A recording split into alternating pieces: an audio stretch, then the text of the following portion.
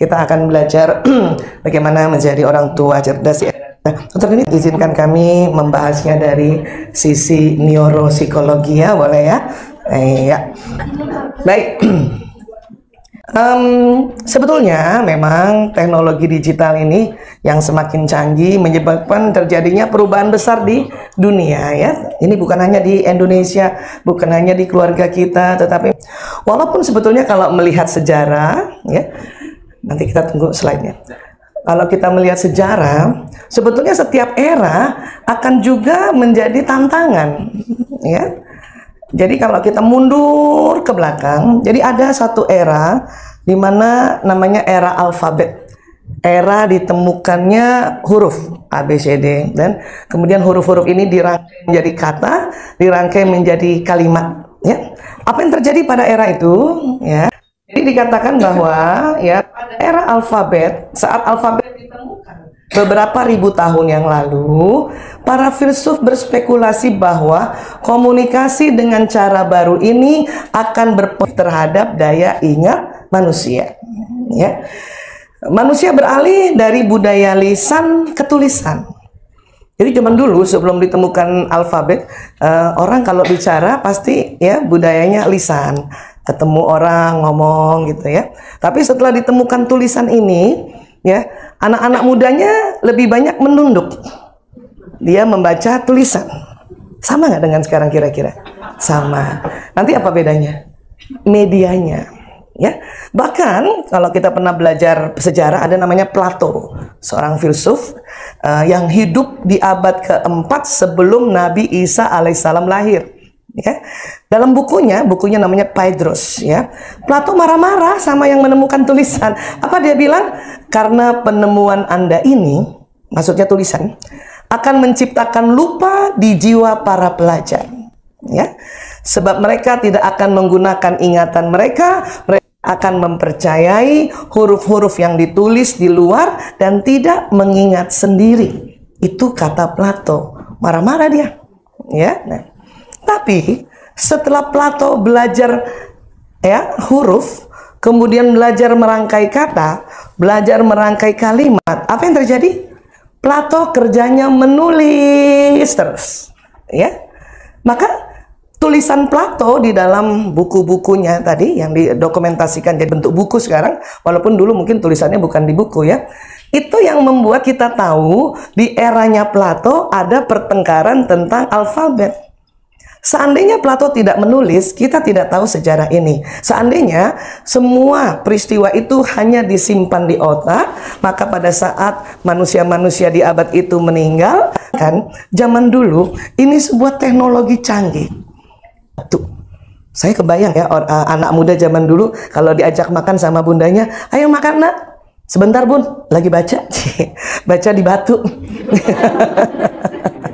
Terus ada ibu-ibu bilang, ya tapi kan kalau tulisan di batu nggak jadi masalah, nggak kayak gadget sekarang. Siapa bilang? Kalau tuh anak marah batunya dilempar ke temennya, masalah. Artinya apa? Setiap era ada tantangannya, ya. Dan pada satu saat kemudian ada era kertas, di mana pada saat era kertas ditemukan cara membuat kertas lewat kayu, ya, lewat tumbuhan. Ini orang-orang tambah ya, selalu nunduk. Karena kalau batu kan berat. Misalnya satu cerita harus bawa 10 batu. Nah kan berat. Makanya waktu ditemukan kertas ya dan lebih ringan, orang tambah terus banyak membaca. Ya. Sudah mulai setiap ketemu orang, bukan lagi anak muda, orang tua pun menunduk membaca. Ya. Nah, era kertas agak lama ini, agak lama era kertas. Yang nanti selalu variasi modifikasi teknologinya adalah tulisan. Ya, termasuk tulisan-tulisan seperti ini. Siapa yang masih dapat waktu SD belajar tulis halus? Garis 3 masih dapat? Iya. Siapa yang sudah nggak dapat? Iya, karena sekarang ngapain lagi belajar huruf halus ini? Ya, tulis aja diketik, nanti tinggal pilih fontnya kan gitu. Tapi kita masih dapat ini nih. Oh ya, nah ini era namanya. Nah, sekarang tentu di era digital itu memudahkan informasi. Ya, dulu informasi hanya didapat dari beberapa sumber, terutama surat kabar. Tapi surat kabar aja, cuman sehari 2 kali. Pagi-pagi dapat Kompas. Siapa masih dapat Kompas? Masih dapat. Bapaknya pakai Kompas yang asik banget, sampai mukanya nggak kelihatan. Sore-sore ada harian sore ya. Wah, ini masih udah lama banget, Sinar Harapan. Ya. Cuman beritanya adalah kalau pagi-pagi kebakaran kita baru tahu sore, misalnya, atau kebakarannya malam hari baru tahu pagi. Ya. Tapi kalau mau tahu berita kebakaran bukan di Kompas dan Sinar Harapan, carilah apa? Pos Kota. Kriminal sih pakai ini ya. Ibu saya senang banget baca Pos Kota. Akhirnya apa? Kemana-mana anaknya pergi takut. Awas nanti ada copet. Awas nanti ada itu Pos Kota. Satu berita yang luar biasa yang dia menspesifikan berita ya gitu. Saya dulu nggak suka Pos Kota, tapi ibu saya langganan. Yang saya suka apa? Halaman bergambarnya, terutama cerita Doyok. Nah, kita nostalgia aja dulu ya. Siapa masih dapat ini nih? Iya. Dimarahin juga nggak sama ibu? Dimarahin. Saya dimarahin kalau baca Doyok terus. Kamu nih baca Doyok terus. Mau bilang sih sama ibu juga baca Pos Kota terus, gak enak. Nanti durhaka ya. Zaman dulu bedanya dengan anak sekarang lebih jujur. Ya, kita dulu lebih santun sebetulnya. Ya, apapun yang mau kita bilang kita simpan dulu. Iya. Kita terus curhatnya sama siapa? Buku diary. Asik. Dokter ini punya buku diary. Bahkan buku diary nggak boleh ada siapapun baca. Hanya aku dan Allah yang tahu. Makanya ada gemboknya. Gemboknya kecil.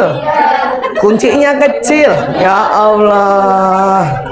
Sekalinya mau nulis lanjutan cerita, kuncinya nyelip. Waduh. Pusing. Ya, itulah zaman itu dulu. Sekarang pun orang curhat, cuman bedanya kalau dulu ya, yang tahu hanya kita yang menulis dan Allah yang tahu. Sekarang kalau bisa semua orang tahu. Makanya setiap 15 menit kita buka berapa yang sudah like. Berapa yang follow. Ya, itu perbedaannya sekarang karena kejujuran. Jadi semua harus tahu bahwa beginilah aku gitu. Tapi ada bahayanya juga cara seperti itu, ya. Nah, selain koran, apa sumber informasi? Televisi. Dan hanya ada waktu dulu TV RI, Masya Allah. Tapi ini udah canggih banget. Ya, ya Allah. Anita Rahman membacakan berita dunia dalam berita. Oh, ya. Era dulu nih ya, tahun 60-an, yang lahir tahun 60-an nih ngerti ini, 60 70. Ini era ketangguhan. Makanya karya yang dihasilkan karya yang tangguh. Saking tangguhnya, ini TV kalau rusak dipukul atasnya jadi betul. Itu saking tangguhnya itu. Saya baca dunia dalam berita gitu, Anita Rahman goyang-goyang gitu ya. Ibu saya, ibu, TV-nya goyang-goyang. Ibu saya dari dapur teriak, pukul atasnya nak, pukul. Udah gitu logat ibu saya, logat Makassar. Pukul atasnya nak, pukul. Betul, jadi benar dia. Iya. Tapi masih dapat.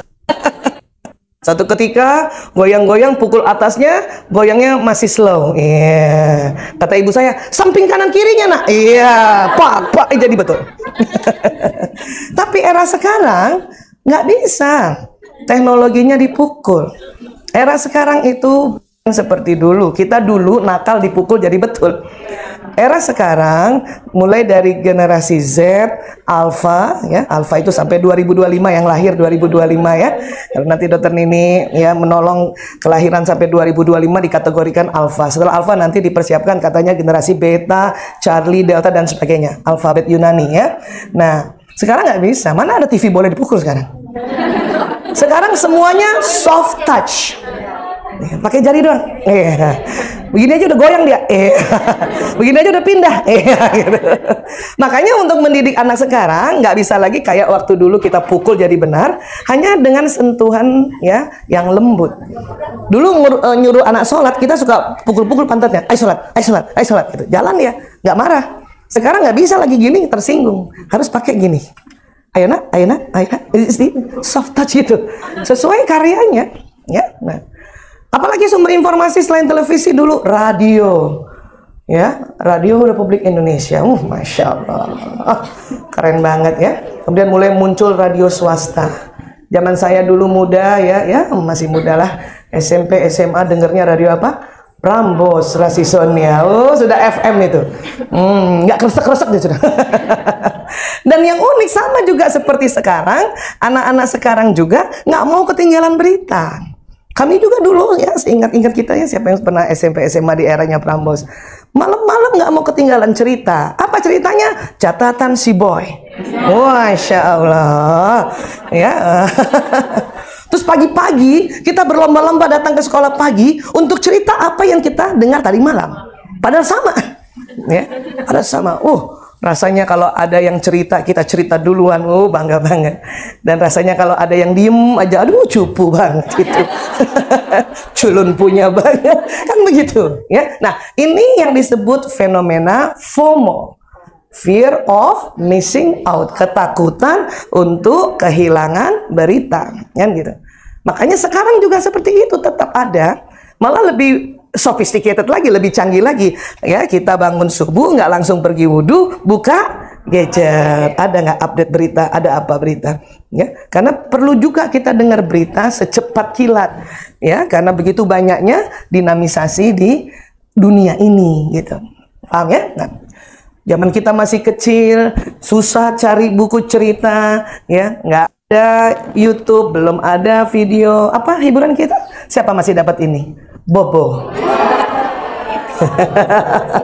Dokter Irin masih zaman Bobo? Masih. Ya, Bobo ya. Iya, ada si Sirik. Masih ingat si Sirik? Pokoknya orang yang sirik dengki, ini dilambangkan gambarnya ini ya. Lawan mainnya siapa? Juwita ya. Yang paling belakang itu ada tuh bergambar tentang cerita kucing dan gajah berlalai panjang. Siapa nama gajahnya? Masih ingat. Senang nggak sih kalau kita inget-inget zaman dulu waktu kita kecil? Senang banget. Ya, senang banget, senang. Terus mulai ada novel-novel muda, anak muda. Saya senang dulu dengan 5 sekawan. Dapat ini? Masih dapat, dan seterusnya. Dan itu rasanya sebuah peristiwa indah pada saat kita baca buku. Imajinasi kita menari-nari ya, merasakan ikut di dalam cerita itu, makan kue jahe, minum air asam, pokoknya seperti itu ya. Sebetulnya dulu pun juga masalah kalau kita bacanya kayak gini. Apa kata ibu kita? Jangan baca tidur, nanti matanya rusak. Jangan terlalu dekat, nanti matanya rusak. Jadi kalau ibu-ibu marah-marah sama anaknya, itu bukan masalah era digital saja. Itu memang hobi. Itu memang juga sebuah kewajiban seorang ibu mengingatkan atau menegur anak-anaknya gitu kan. Sekarang lebih lagi anak-anak ya makannya ditemani gawai ya. Kalau ditanya kenapa begini, beberapa riset saya baca, ternyata anak-anak seperti ini karena nggak ada teman makannya. Ya, dikala kita semuanya aktif bekerja, orang tuanya dia hanya ada mbak juga mungkin bosan sama anak kita, dia juga melihat YouTube juga. Nah, anak kita mau makan sama siapa? Hanya dengar dentingan sendok dengan piring, membosankan. Makanya mereka terpaksa buka gawai, buka gadget yang penuh dengan informasi yang banyak itu. Ya, ini sebuah fenomena yang memang sekarang kita alami. Jadi artinya perkembangan zaman ini akan membawa ya apapun, ya pro dan kontranya. Yang penting adalah kita ngerti dulu bahwa bukan saat ini saja pro kontra itu ada. Bahkan tadi di abad keempat sebelum Masehi saja sudah ada pro dan kontra. Tapi kerja otak kita ini kan kita tahu persis karena kita orang kesehatan ya. Rupanya kerja otak itu mengikuti prasangka ya. Maka sikap yang sebetulnya bijak adalah fokuskan saja prasangka bahwa teknologi digital mendatangkan manfaat yang lebih banyak dibanding mudarat. Fokus saja ke situ. Karena otak ini akan ya melakukan atau merekam apa yang kita fokuskan. Kalau kebalik kita memfokuskan mudaratnya daripada manfaatnya, maka itu yang akan terjadi. Ya, karena setiap era ada manfaat, ada mudaratnya. Termasuk tadi kan era batu kan. Iya. Jadi fokuskan pada ya bahwa teknologi ini datangkan manfaat. Ya, kita juga kalau nggak pakai teknologi digital emang bisa secepat pekerjaannya sekarang ini nggak bisa. Ya, pasti misalnya mau tahu pasien kita di rumah sakit harus ke telepon umum dulu misalnya, ya cari koin dulu telepon. Kalau Mbak Darsi nggak angkat, jadi bingung mau kemana, gitu. Sekarang nggak bisa, makanya sekarang dengan percepatan maka harus ada teknologi yang percepatan. Dan tentunya saat ini dan ke depan teknologi digital akan semakin canggih. Sekarang udah nggak dipegang lagi, di mata sudah. Ya. Kami saja kemarin manasik umroh itu udah pakai alat seperti ini nih, VR. Waktu pakai alat itu udah serasa ada di Mekah. Pakai alat itu sudah serasa udah tawaf. Serasa gitu tuh, ya. Kalau mulai agak nakal-nakal kita, ya sudahlah kita udah habis tawaf, ya akhirnya nggak pergi. Ya. Nah ini, dan nanti nggak tahu ya anak kita dengan anaknya atau cucu kita bagaimana teknologinya, ya sudah. Biarkan nanti ya zaman ini akan berbicara dan tentu anak-anak kita akan survive juga kok. Sama seperti kita survive-nya untuk mencari, untuk belajar bagaimana kita mengatasi era di masing-masing kehidupan. Tenang aja. Nggak usah terlalu worried, nggak usah terlalu bingung. Ya.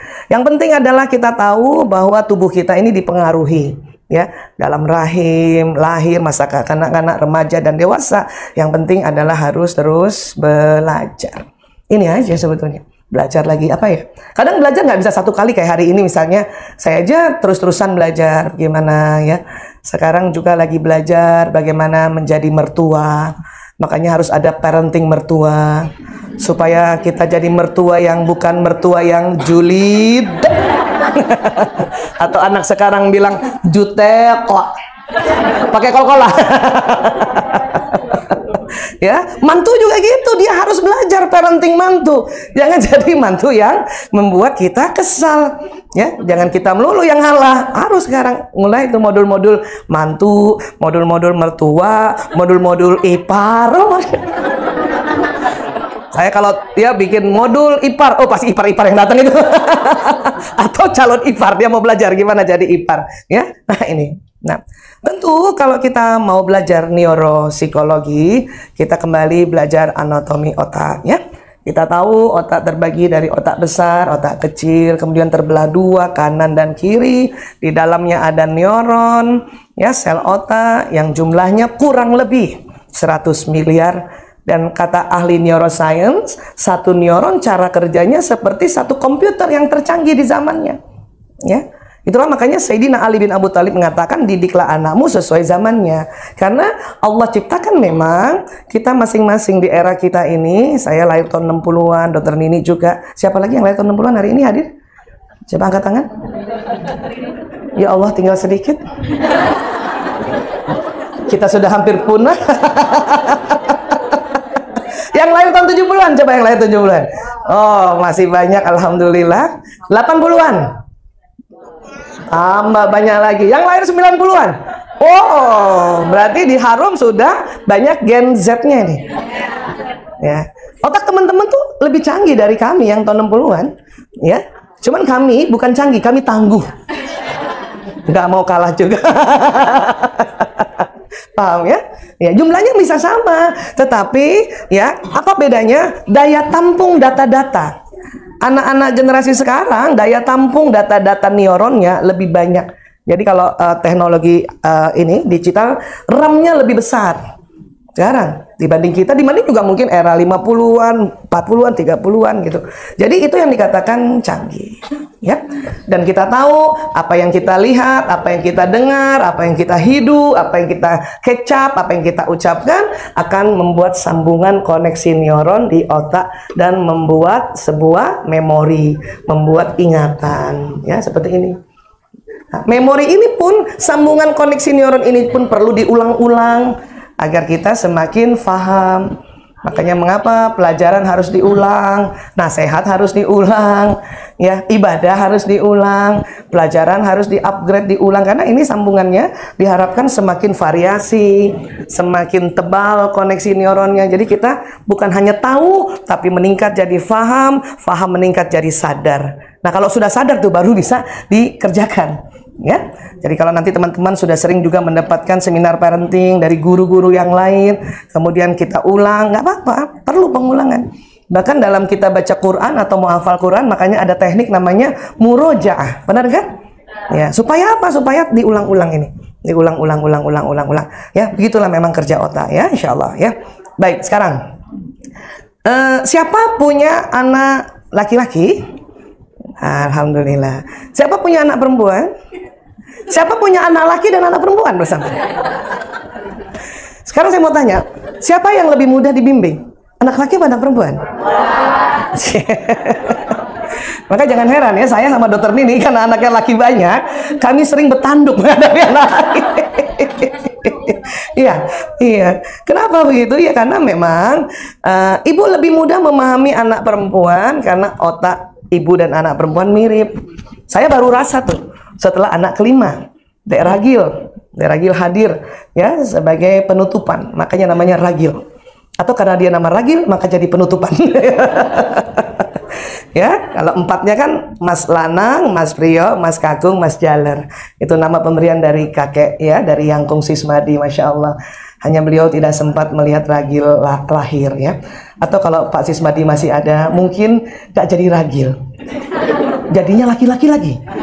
Karena doa beliau itu kuat sekali. Saya ingat ya Mbak Nini, setiap saya lahirkan anak laki, Bapak datang ke masih di kamar perawatan. Aisyah, terima kasih ya, anakmu laki-laki, satu lagi laki-laki ya, nah gitu. Bapak begitu, ya Pak Sismadi, Masya Allah almarhum itu. Betul loh, anaknya laki. Beliau namakan lagi Priyo. Terima kasih Aisyah, saya sudah kasih nama Priyo, satu lagi laki-laki ya. Saya alhamdulillah mantu yang ya taat. Saya bilang, inggih Bapak betul lahir lagi. Terus Bapak Sismadi, ya Yangkung Sismadi kasih nama Kakung. Terima kasih Aisyah, satu lagi laki-laki ya. Betul, lahir anak keempat, Bapak kasih nama Jaler. Tapi uniknya, saya ingat sampai sekarang itu, setelah itu Bapak nggak bilang satu lagi. Karena setelah Jaler lahir 3 bulan berikutnya Bapak meninggal dunia. Terus saya ingat Bapak nggak minta satu lagi ya. Berarti nggak ada amanah ya. Cepat-cepat saya doa, ya Allah perempuan, ya Allah perempuan. Karena Bapakku nggak bilang laki-laki, satu laki-laki. Akhirnya betul dapat anak perempuan. Baru kali ini anak perempuan ini diberi nama oleh Dokter Toto Ragil. Ya, dengan harapan waktu itu mugi-mugi Ragil tenanan. Dan saksi sejarahnya Dokter Nini juga ya, Masya Allah ya. Jaler pertanyaan sama saya, Ibu, kalau Ragil nanti punya adik lagi, kasih nama apa Ibu? Kan Ragil artinya udah bungsu. Apalagi kalau adiknya perempuan, siapa tahu dari Ragil mau adik perempuan. Saya bilang sama Jaler, tenang nak, Ibu punya stok nama. Siapa Bu? Kita kasih nama Mening. Apa itu Bu? Singkatan Metu Maning. Tapi benar-benar Ragil sudah. Sudah diselesaikan oleh Dokter Nini. Ini udah wanti-wanti saya. Kamu tuh hipertensi, ada apa-apa sama anak. Ipar-ipar. Masya Allah. Jadi rupanya nanti ada perbedaan secara neuroscience ya tentang laki-laki dan perempuan. Ini juga yang saya sedang saya sosialisasikan ya. Di Al-Quran memang disampaikan di Al-Imran ayat 36, Bismillahirrahmanirrahim, walaysa zakaru kal untha. Tidak sama dengan perempuan. Bukan hanya organ reproduksinya, tetapi dari ujung sampai ujung kaki memang ya tidak sama persis gitu. Bahkan di dalam ya program otaknya juga tidak sama ya. Nah, sebelumnya kita ya tadi belajar bahwa otak terbagi dua ya, ada kanan, ada kiri, belahan kanan, belahan kiri. Kemudian pembagian tugas otak kanan kiri itu juga sudah diriset, ditemukan di tahun 80-an oleh Dr. Roger ya Walcott-Sperry. Bahkan beliau punya dapat hadiah Nobel ya. Nah, ini orangnya nih. Dr. Walcott-Sperry ini meneliti bahwa otak belahan kanan dan kiri Tuhan berikan tugas yang berbeda ya. Nah, kita pakai gambar aja gini ya. Ini yang belahan kiri, ini yang belahan kanan. Nah, ini. Kalau belahan kanan terkesannya apa tuh? Otak yang bagaimana? santai, rileks ya, warna-warni, karena warna itu prosesnya di kanan. Bermain, ide, imajinasi, teknologi, nah itu di kanan ya. Gerak. Kalau kiri kesannya apa kiri? Serius ya, betul. Kiri itu otak analisa, membaca, berhitung, itu tuh kiri ya. Terus detil ya, keterarifan, disiplin, itu kiri. Kiri juga syair, lagu. Kanannya atau iramanya ya, itu begini. Artinya apa? Artinya otak kita memang ya bisa serius dan juga bisa satu ketika rileks atau santai. Walaupun nanti ada watak seseorang yang misalnya mendominasi. Mana adakah yang dominasi lebih ke kanan, ada dominasi ke kiri, itu karena watak ya. Nah, sekarang ternyata ya dikatakannya begini. Otak anak perempuan berkembang lebih cepat dari otak kiri anak laki-laki. Jadi otak kiri anak perempuan lebih cepat berkembang dari otak kiri anak laki-laki. Kiri apa tadi kiri? Bahasa, baca, matematika, disiplin, ya, teratur, ya. Artinya anak perempuan akan mampu bicara lebih awal dan lebih baik dibanding dengan anak laki-laki. Dan anak perempuan juga mampu membaca lebih awal serta belajar bahasa lebih cepat. Ya. Laki-laki apa? Laki-laki ternyata yang lebih duluan tersambung neuronnya yang sebelah kanan. Bahkan kanannya laki-laki mengalahkan perempuan. Dan otak kanan laki-laki berkembang dan bertumbuh lebih cepat daripada otak kirinya. Perempuan seimbang. Jadi saya bikin ilustrasinya kurang lebih kayak gini nih ya. Ini ilustrasi saja ya. Jadi perempuan kiri kanan seimbang. Laki-laki kanannya dominan. Siapa punya anak laki-laki masih balita coba? Ya, terasa senang main, senang imajinasi anak laki-laki, ya, nggak bisa diem, banyak gerak. Itu karena proses otak kanan. Ya. Kalau perempuan memang iya enak, seimbang sudah antara otak analisa, bahkan otak warnanya dia sudah nyala gitu. Maka jangan heran ya, saya ingat banget Ragil masih umur 3 tahun aja sudah bisa matching-matchingin baju. Ibu, aku mau pakai baju aja karena kudung aku pink gitu, umur 3 tahun. Karena otak analisa yang namanya keteraturan sudah terakses, otak warna juga sudah terakses. Kakak-kakaknya umur 3 tahun ngapain? Nggak peduli sama warna. Mana matching-matching? Enggak. Kalau perlu atas merah bawah kuning, nggak apa-apa dia. Itu anak laki, makin berwarna makin menyala dia. Ya. Yang dicari oleh kakak-kakaknya Ragil, Lanang Priok Kakung Jaler itu berantemnya dulu adalah apa? Baju yang depannya ada Power Rangers-nya. Karena apa? Otak kanan. Ya. Daripada satu baju cuci pakai beli selusin. Supaya dia nggak berantem terus. Ya, ini yang terjadi sebetulnya. Ya. Bahkan seperti ini, jadi anak perempuan 0 sampai 6 tahun otak kirinya seimbang.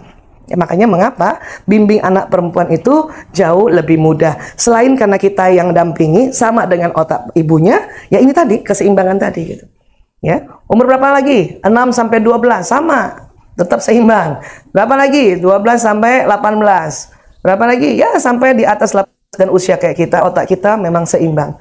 Ya, pandai menganalisa, ya, dan juga bisa berpikir kreatif. Itu perempuan kan? Laki-laki bagaimana? Laki-laki kayak gini otaknya ya, tarang, ya, kanannya lebih dominan. Nanti pas umur 18 tahun ke atas, otak kiri kanannya baru cenderung seimbang. Punya anak laki-laki TK dan SD. Oke, masih kan? Makanya sabar sampai dia mahasiswa. Dampingi pakai ilmu supaya nggak bertanduk. Ngerti ya? Karena laki-laki memang kanannya, dan ini sunnatullah. Siapapun laki siapapun pasti lebih senang main dibanding anak perempuan. Ya, seperti itu. Maka kalau anak TK, anak laki-laki TK, tolong jangan dibandingkan sama teman perempuannya. Karena anak perempuan umur 3 tahun udah bisa baca. Duduk tenang, duduk manis di kelas. Anak laki. Ibu mau suruh anak laki duduk manis. Cuman 3 detik. Ya paham ya. Saya ingat dulu ya. Lanang itu sama anak-anak laki-laki. Itu kalau dikasih buku ada tulisan terus ada gambarnya sedikit, belum oke di otak mereka. Ya, kalau anak perempuan dulu ragil, misalnya gambar bola, tulisan bola, udah ngerti loh dia. Cuman berapa detik saja. Anak laki nggak bisa gitu. Akhirnya gimana caranya ya? Akhirnya beli bolanya, baru tempel tulisan bola. Dia ngerti tuh. Karena otak kanan, otak benda, otak warna, otak 3 dimensi, 4 dimensi. Dulu saya ingat sekali supaya mereka tahu tulisan ibu, karena mereka lanang lah, mulai lanang itu panggil saya Ibu Isa, ya. Maka supaya dia hafal tulisan Ibu Isa, saya bikin itu tulisan Ibu Isa, saya tempel di dada. Tuh anak lagi main-main di ruang tamu, saya bolak-balik dapur, dia liatin. Iya, saya sambil ya nyuci piring, dia kasih lihat lagi ya. Itu dalam waktu beberapa menit dia tahu, oh itu tulisan Ibu Isa. Makanya dulu di rumah ya semua misalnya kursi kita tulis tempelan kursi, meja, karena itu memudahkan anak laki-laki, ya. Dan nggak bisa dibandingkan dengan teman perempuannya. Apalagi soal menyanyi. Ya Allah, anak perempuan syairnya bagus, musiknya juga iramanya udah bagus. Laki-laki jago musik duluan dibanding syair, ya. Anak perempuan, saya ingat banget ini lagu ini. Kalau anak perempuan nyanyi gini, tik tik tik bunyi hujan di atas genteng, syair bagus, irama bagus. Datang anak laki, irama bagus, syair kacau. Ni ni ni nuni nunan ni nana neneng. Ya nggak sih, anak lakinya gitu nggak? Momona neno tengok tangan ting wanda bem bata temu. Wah, seneng banget tuh kalau keras-keras. Wah, ini kalau ibunya nggak belajar sedikit tentang ilmu otak, waduh, pasti malu banget waktu ngambil rapor. Itu anak-anak cuma dapat C doang. Yang bahaya kalau kita punya pembanding, anak temen yang perempuan, ya, terus nanti biasalah ibu-ibu yang anaknya perempuan bangga banget kan, dapat A anaknya, oh, anak aku. Terus kita yang punya anak laki langsung ya colek-colek anak laki, makanya belajar. Terus anak laki bingung, apalagi yang saya harus pelajari, karena otaknya dia nggak rasa juga karena otak kanan. Sementara anak perempuan sudah mulai belajar membaca, anak laki ngapain? Otak kanan. Makanya anak laki habis diajak nonton Spider-Man pulang jadi Spider-Man. Habis nonton Batman pulang jadi Batman. Saya sampai sekarang nggak punya ruang tamu karena anaknya laki banyak banget. Rumah kecil, nggak ada halaman di Jakarta. Ya dia main di situ, main bola di situ, main sepeda di situ. Ya udah nggak usah pakai ruang tamu. Apalagi pakai kristal. Oh. Nggak bisa saya karena anaknya 4 laki-laki. Ya sudah, akhirnya memahami. Oh oke. SD sudah mulai oke lah ya. Cuman memang anak laki-laki rupanya baru siap belajar membaca 6 tahun. Baru siap doang. Makanya kalau ada SD dengan kurikulum kayak sekarang di Indonesia, masuk SD 7 tahun menyelamatkan anak laki. Kalau zaman lanang sama pria masih mending tuh kurikulumnya nggak seberat juga waktu kakung, jaler dan sekarang. Ya. Nah, kalau anak perempuan umur 6 tahun masukin nggak apa-apa. Kalau di otak kirinya udah, ya. Makanya jarang sekali anak laki ranking 1 waktu SD. Siapa yang anak yang kena ranking? Atau udah syukur naik kelas aja dulu. Anak laki ya. Nanti kasih target baru nanti usia lebih dewasa lagi. Dulu juga begitu anak saya, ya. Ibu, aku matematika harus berapa? Di atas KKM sedikit aja, nak. Kalau KKM 75, kamu 76 udah keren. Tapi dengan target seperti itu, nilainya tinggi juga. Ya, dia tidak terbebani. Ya. Dokter Toto juga gitu. Waktu dia terima rapot, satu ketika saya nggak bisa terima rapot, ada tugas di luar kota, Dokter Toto yang terima rapot. Ya. Anak-anak pas-pasan aja ya, kan naik kelas yang penting. Terus gurunya tanya, Pak Pri nggak kesel anaknya nggak ranking? Kata Dokter Toto, udah syukur anak saya begini. Zaman saya merah semua ini.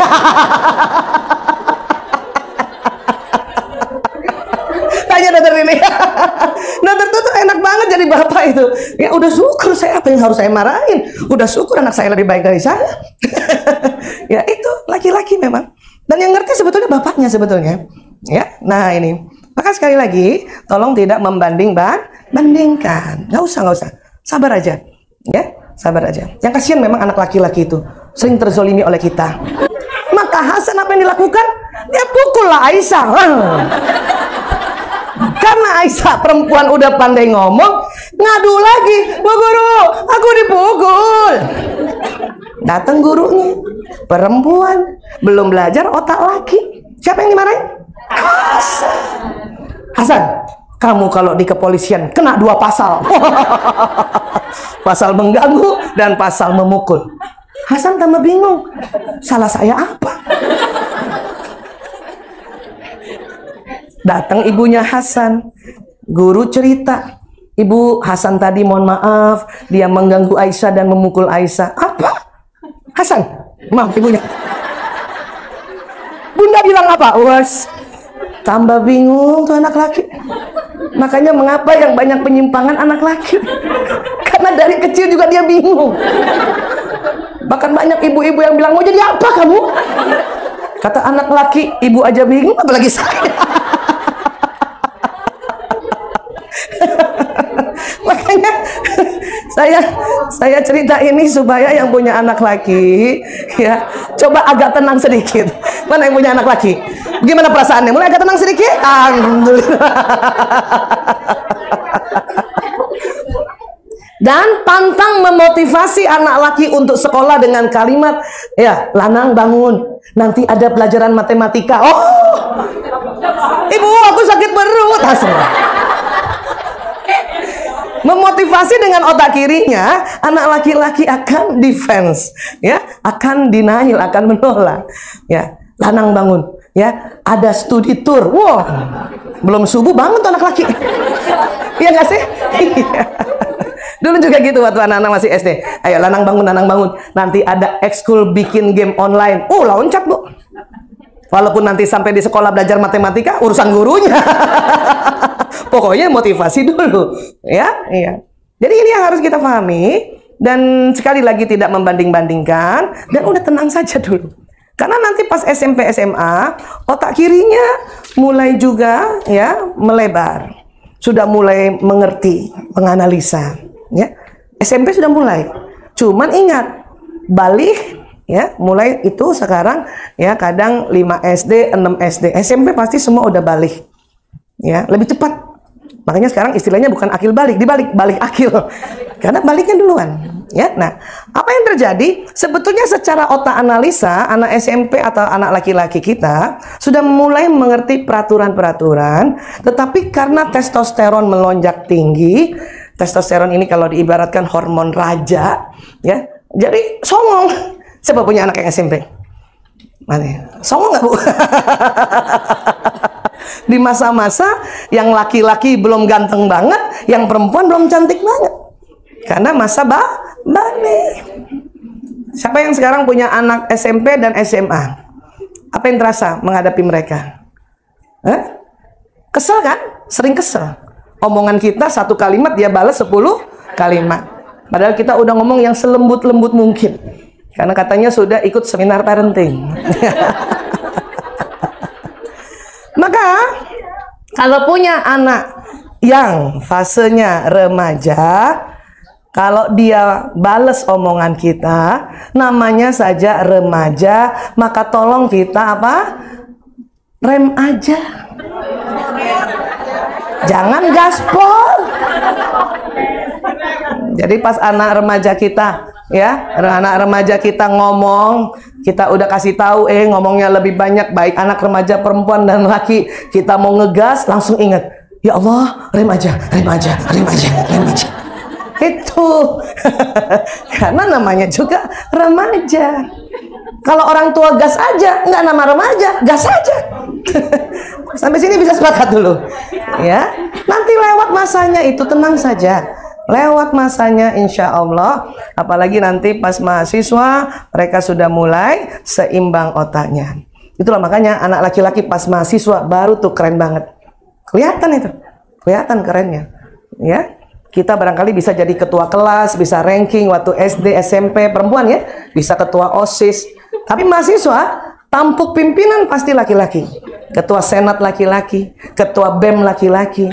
Kita mahasiswa perempuan apa? Kembali fitrah, seksi konsumsi, bendahara, sekretaris.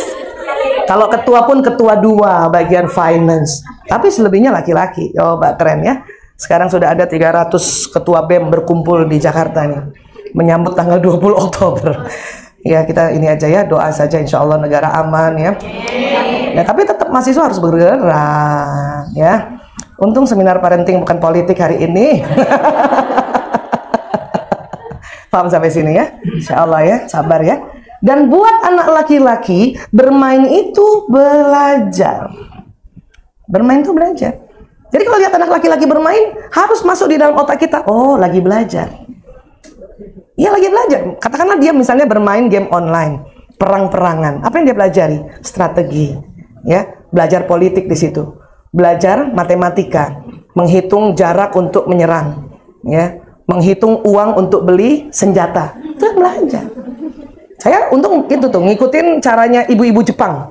Bermain adalah belajar, bermain adalah belajar. Ayo masukin ke otaknya, Bu. Bermain adalah belajar, bermain adalah belajar. Jadi kalau ada dokter Toto telepon saya, anak-anak lagi ngapain? Saya pada lihat lagi main game online. Saya bilang sama suami saya, lagi belajar ayah. Dokter Toto di kantor tenang. Anak saya belajar. Karena memang begitu laki-laki.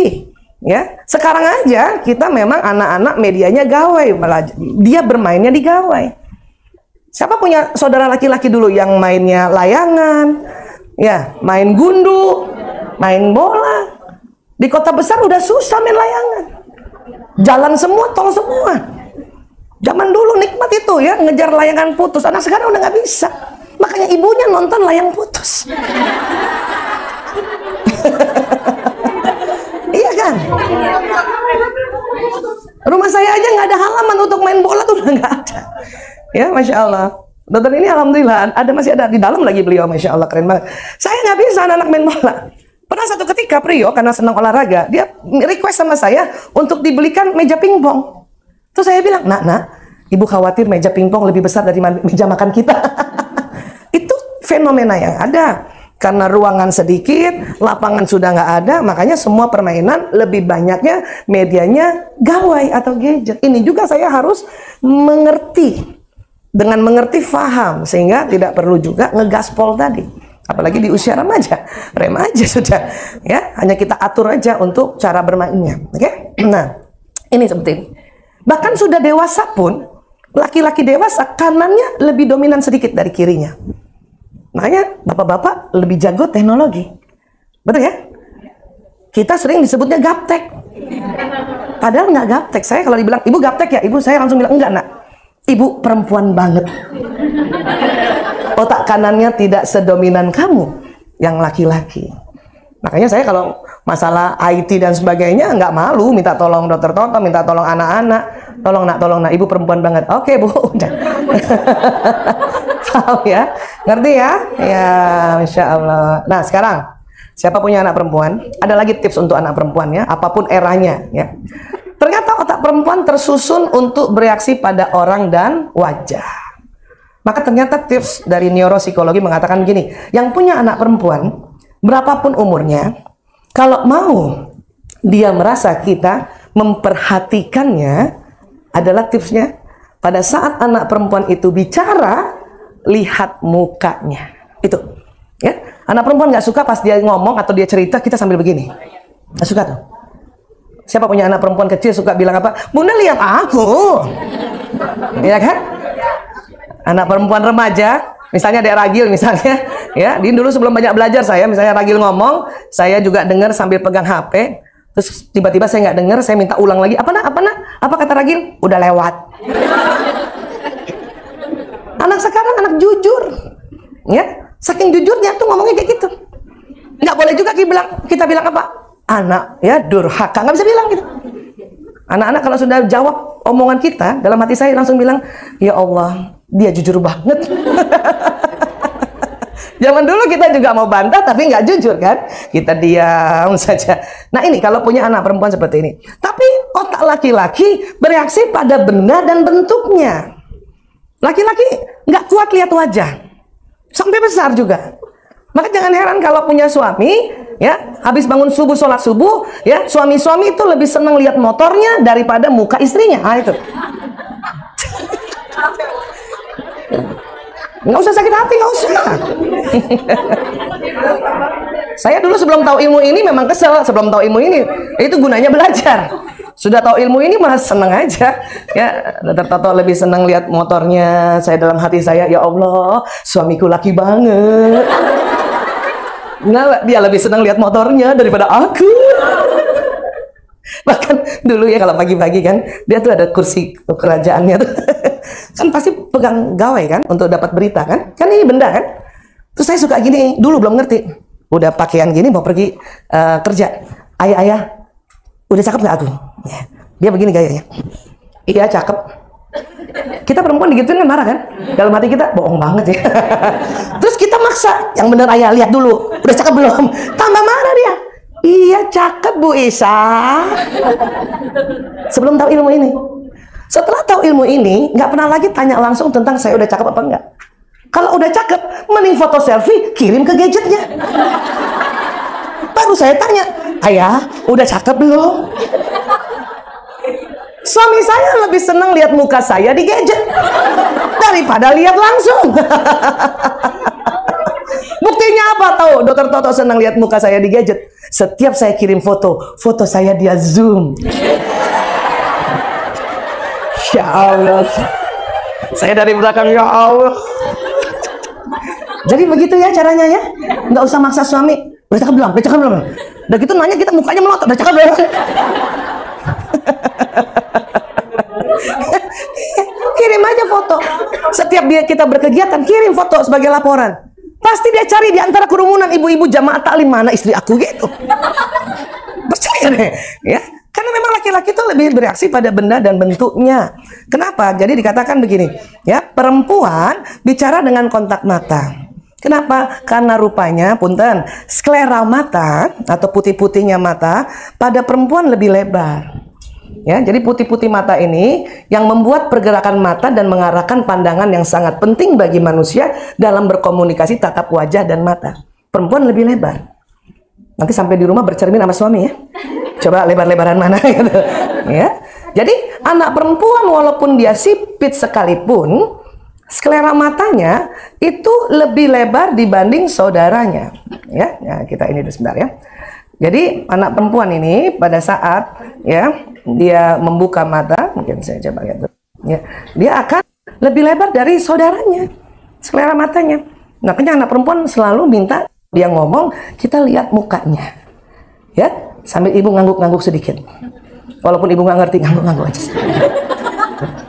Bahkan saya, misalnya nih, Ragil mau ngomong, ibu-ibu aku mau cerita, lagi pegang HP nih, lagi ngomongin pasien, saya taruh dulu.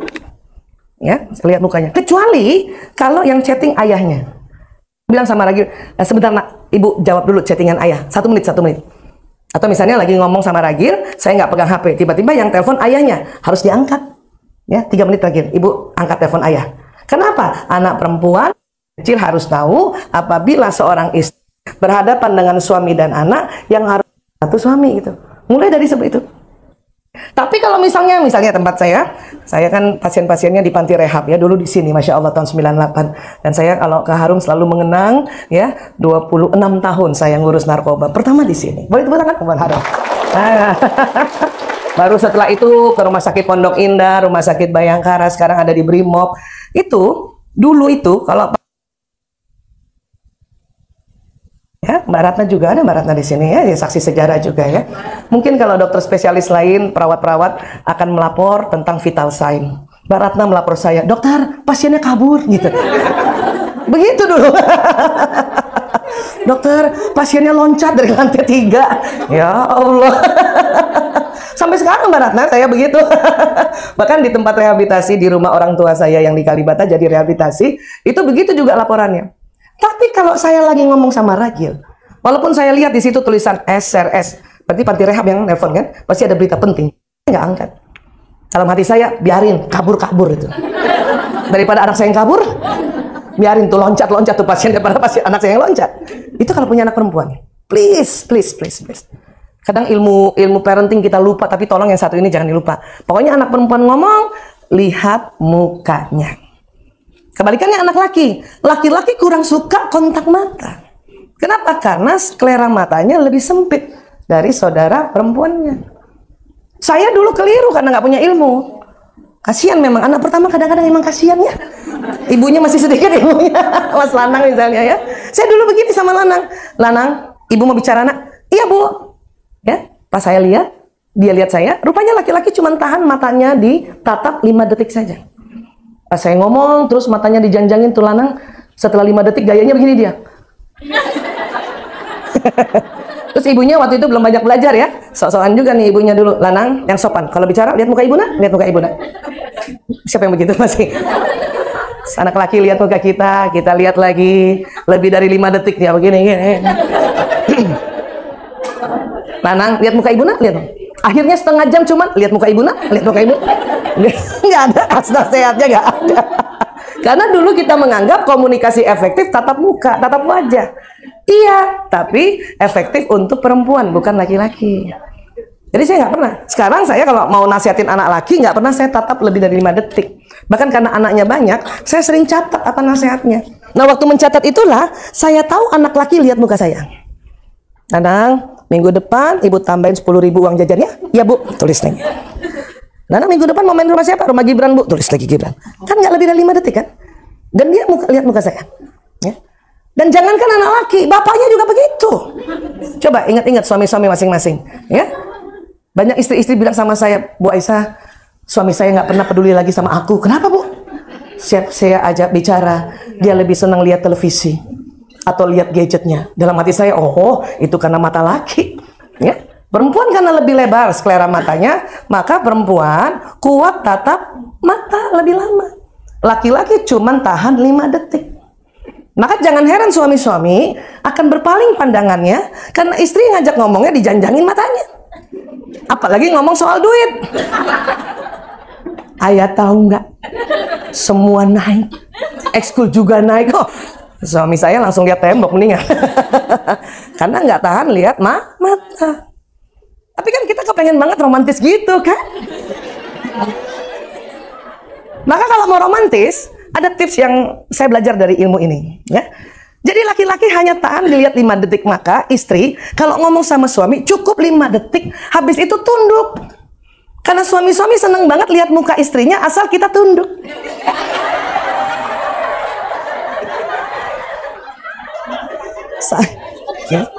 Nah ini coba lihat nih ya, coba lihat nih. Nih. Kita hitung nih. 1, 2, 3, 4, 5, tunduk.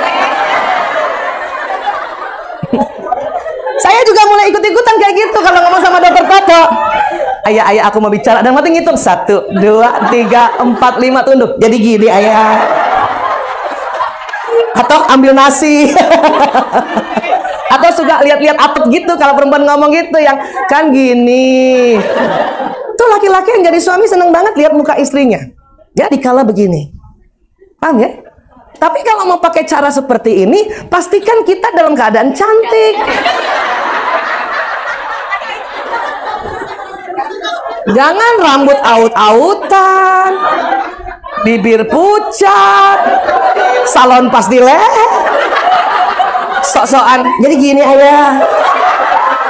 Bibir merah dan gampang apa? Tahu rahasianya apa? Pakai lipstik Arab saja. Tahu lipstik Arab? Yang mana coba? Iya. Yang hijau itu. Iya. Makanya di mana-mana di dapur aja ada lipstik Arab. Tapi jangan yang wangi ya, yang wangi nggak bagus. Bagusnya yang nggak wangi, dia bikin balmy. Masya Allah. Tuh lihat sekali lagi tuh. Ya Allah. Ini selain tunduk 5 detik memang juga cantik.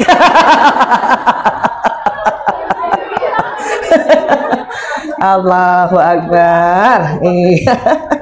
Tapi tenang aja. Kita perempuan ya, selain juga hari ini misalnya belajar bagaimana jadi ibu, ya belajar bagaimana jadi istri ya. Iya, karena akan ada pengaruhnya kalau kita romantis ke anak-anak juga asik, ya. Dan perempuan juga diberikan Allah satu bagian dari otak yang kata Dr. Roger Grosky, ya. Ini nih. Ini ada namanya, kalau otak dibelah ini melengkung, ini namanya corpus callosum. Jadi kalau dari atas tuh kayak gini corpus callosum. Dia menghubungkan, dia serat saraf yang menghubungkan otak kanan dan kiri. Nah, ternyata corpus callosum perempuan lebih tebal dari pria. Ya, corpus callosum kurang lebih ilustrasinya kayak gini ya. Nah ini, jadi perempuan ada corpus callosumnya, laki-laki ada corpus callosumnya, perempuan lebih tebal 30%. Karena lebih tebal itulah, ini makanya perempuan menjadi orang yang bisa mengerjakan berbagai pekerjaan yang tidak saling berhubungan dalam satu waktu. Ini berita bahagianya buat kita perempuan. Apa terkenal istilah apa ini? Multitask. Sering kayak gitu?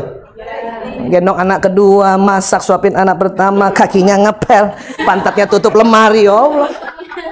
Siapa yang bawa mobil sendiri coba? Pernah bawa mobil sendiri, suapin anak, denger telepon atau denger murotal atau denger musik, jawab telepon, pasang alis, bisa kayak gitu. Karena memang korpus callosum perempuan lebih tebal ini, ya. Jadi kita dikasih perangkat oleh Allah untuk bisa ngurus suami, ngurus anak, ngurus pekerjaan, ngurus masyarakat, ya. Nah, laki-laki bagaimana? Laki-laki korpus callosumnya lebih tipis. Maka dikatakan otak pria dibuat untuk pekerjaan khusus. Jadi pada saat laki-laki fokus pada pekerjaan di depannya, setelah 10 menit ke atas, otaknya tambah konsentrasi dan pendengarannya menurun. Atau bisa juga dibalik, ya. Pada saat mengerjakan pekerjaan 10 menit ke atas, pendengarannya menurun, maka makin konsentrasi. Itulah makanya pria lebih memilih mengerjakan satu pekerjaan dalam satu waktu. Ini harus difahami juga, ya. Nah, jadi ketika pria membaca buku, nonton TV, pegang gadget di atas 10 menit, ya, otaknya konsentrasi, pendengaran menurun, sehingga pria tidak dapat mendengar apa yang wanita katakan padanya. Itulah kita pada saat suami sedang posisi kayak gini, ya, atau anak laki-laki sedang posisi kayak gini, panggil 1 kali, itu nggak nengok. Bukan sengaja nggak nengok, tetapi memang sedang konsentrasi, pendengarannya menurun. Makanya kita panggil suami gitu kan, ayah, nggak nengok kan. Perempuan atau istri kalau manggil suaminya nggak nengok, panggilan kedua suaranya naik setengah oktav. Ayah, kedua juga nggak nengok loh, mulai langsung 7 oktav. Ayah. Tuh laki-laki tuh kadang suami-suami tuh nengok lihat istrinya. Banyak bapak-bapak tanya sama saya, Bu Aisyah, kenapa istri-istri kalau manggil melotot? Saya bilang itu panggilan ketiga, Pak. Yang istri bapak cantik panggilan pertama, cuman bapak nggak nengok. Sering kejadian gitu? Sama anak laki juga begitu, ya. Dulu saya pernah nih, lanang priok kakung jaler, kompak dia main di ruang tamu, ya. Waktu itu PlayStation. Saya datang nih, pulang dari seminar, bukan saya yang seminar, saya habis dengar seminar, ya. Katanya kalau ngomong sama anak harus lembut. Pas pulang, Assalamualaikum, nggak ada yang jawab. Lanang priok kakung jaler, masih lembut ya, nggak ada yang balik. Naik setengah oktav, lanang priok kakung jaler, nggak ada yang nengok. Naik 7 oktav, lanang priok kakung jaler. Tuh 4-4-nya nengok ini. Pas 4-4-nya nengok ini, dia tanya sama saudaranya, ibu kenapa marah ya? Ngerti maksudnya? Dia bingung kenapa saya marah, padahal itu udah panggilan ketiga. Dan apa yang ibu-ibu lakukan? Ya, dia rebut gadgetnya anak-anak. Gara-gara ini, bunda panggil, kamu gak nengok. Tuh anak laki, Bu, kalau lagi main, diambil gadgetnya, marah. Kenapa? Karena skor lagi tinggi-tingginya. Ibu rebut. Sudah hampir menang, ibu rebut. Marah lah dia. Ya, paham tentang ini ya? Iya, sudah biarin aja dulu. Ya.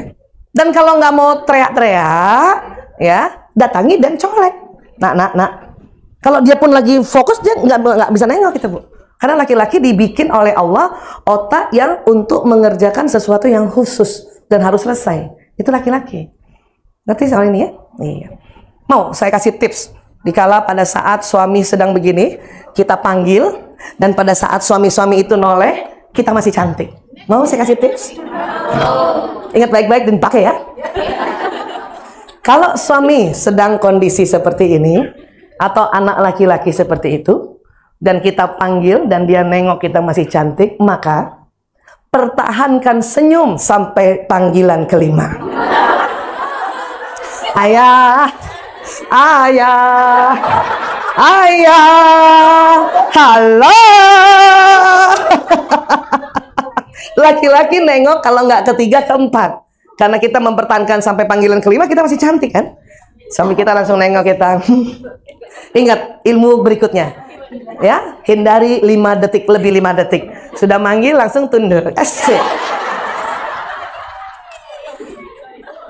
Pengen romantis kan keluarganya? Saya begitu sekarang ya Allah. Enak lagi, seru lagi. Walaupun waktu dokter-dokter lihat, saya tahu dia lihat aku. Kayak gitu sebetulnya ya. Maka ini juga yang membuat pria tidak bisa kerja kayak gini. Ya, nggak bisa. Jadi dikatakan begini, saat beralih tugas ya, satu ke tugas berikutnya, otak pria menggunakan energi lebih banyak daripada otak wanita, sehingga membuat pria menjadi cepat lelah. Tapi boleh masa suami nggak bisa bantu sih di rumah? Bisa. Cuman yang bisa begini memang perempuan kita. Multitasking tadi. Abang L masih gundul. Perempuan banget ya. Laki-laki bisa bantuin, cuman satu-satu. Ya paling nggak kayak gini. Satu. Jangan lagi udah kayak gini suruh gendong anak, nggak bisa. Ya. Bahkan suami membantu pekerjaan istri di rumah sunnah. Memang sunnah. Rasulullah SAW biasa membantu pekerjaan keluarganya di rumah. Jika telah tiba waktu sholat, beliau berdiri dan segera menuju sholat. Tapi Rasulullah dulu ya satu-satu. Kalau dia tambal bajunya, tambal bajunya. Lagi tambal terompahnya, sendalnya tambal terompahnya. Lagi gendong cucunya, gendong cucunya. Kayak gitu. Ya, nggak bisa kayak gini nih. Apalagi laki-laki otaknya cepet konsentrasi. Pendengarannya mah, ibu suruh suami begini bantuin di rumah. Terus ibu titip lagi anak yang umur 6 bulan. Nangis tuh anak gelinding, bapaknya nggak dengar. Nanti istri marah-marah lagi. Ya Allah ayah, baru aja titip 10 menit anak nangis gelinding nggak denger. Ribut lagi kita. Kata suami, kapan nangisnya? Karena dia sedang konsentrasi. Kebayang nggak sih? Ya, ya udah nggak apa-apa. Dia bantu bisa gini, tapi jangan lagi ditambah macam-macam. Bahkan lagi kerja kayak gini aja, ada telepon, itu kerjaan ini tinggalin dulu. Laki-laki akan fokus pada telepon. Bapak-bapak lagi gendong anaknya, ya bisa. Titip ya, aku mau sholat. Ya.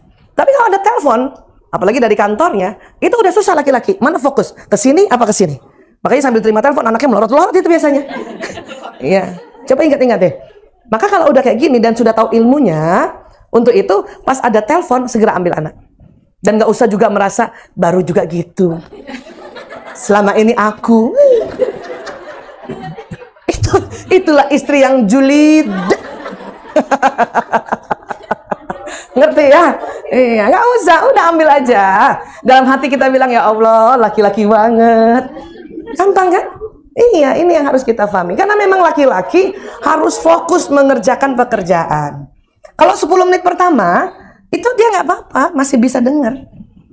Bahkan, jangan salah. Suami-suami nih, pada saat di rumah, ya banyak istri jengkel gara-gara itu suami cuma duduk doang nonton TV. Atau pegang gadget. Ya kan? Kesel karena itu kan? Karena laki-laki nggak bisa multitasking. Tapi jangan salah, pada saat laki-laki pegang HP-nya, pegang gadgetnya, laki-laki yang jadi suami sering curi-curi pandang kepada istrinya. Dan pada saat istrinya lihat lagi, dia begini lagi. Istrinya nggak lihat, dia liatin. Istrinya lihat, dia begini. Gitu. Setelah tahu ilmu ini, saya cuci piring pun harus cantik. Karena tahu dokter Toto pasti lihat saya. Bahkan waktu anak-anak masih kecil-kecil, karena ibu mendampingi anak-anak belajar ya, itu juga harus cakep gitu, harus bijaksana, menyenangkan, lembut. Karena suami-suami kalau lihat seorang ibu dampingi anak belajar dengan kelembutan, itu dalam hatinya seneng gitu. Ya misalnya ibunya di sini, istri suaminya di sini. Nah, Pancasila 1, ketuhanan yang Maha Esa. Lembut kan? Suami langsung apa berpikirnya? Tidak salah saya cari ibu. Tapi pas dia lihat istrinya ngajarin anaknya, Pancasila 1, ketuhanan yang Maha Esa, ya Allah. Itu suami-suami akan bilang apa? Salah gue, salah. Bahkan kadang-kadang dia nggak tahan kalau istri ngajarin anaknya kayak gitu, dia lari, kabur. Padahal istri-istri teriak-teriak gitu supaya diperhatikan suami kan? Nggak usah begitu, ngomong baik aja, dia pasti lihat, pasti lihat. Makanya setelah itu saya turun tangga aja kayak Cinderella sudah. Karena tahu dokter Toto di situ turun.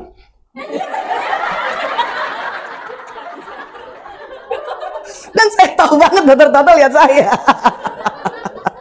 Nggak tahu nih dokter Toto mantau nggak ya? Laki-laki begitu, diam satu tempat, ya fokus. Di otak manusia ada yang disebut lobus frontalis, bagian depan, Disinilah sebetulnya lobus frontalis, atau sebetulnya yang lebih tepatnya lagi prefrontal cortex, lebih depan lagi. Coba pegang dahinya dulu semuanya. Nah, ada otaknya? Ada. Takut lupa. Bentang-bentang kita di dunia kesehatan lupa kita punya otak. Nah, ada neuron kan tadi kan? Ada neuron kan? Nah, disinilah yang disebut akal prefrontal cortex ini. Ini sistem sudah ada, neuron sudah ada, sistem sudah ada, data-data yang belum ada. Makanya ya kita orang tua membantu anak data-data yang ada di prefrontal cortex dalam bentuk pelajaran, nasihat, mengaji, mengkaji. Jadi untuk mengisi prefrontal cortex dengan mengaji dan mengkaji tentang apa yang Allah mau. Ya. Apalagi keluarga muslim ya, tentu teman-teman Nasrani, teman Katolik, Hindu, Buddha juga pasti akan bantu anaknya untuk diisi apa yang Tuhan mau terhadap kehidupan anak ini. Itu harus diisi itu memang. Harus diisi. Supaya apa? Supaya neuron-neuron yang tersambung itu prinsip-prinsip kehidupan. Nah, sekarang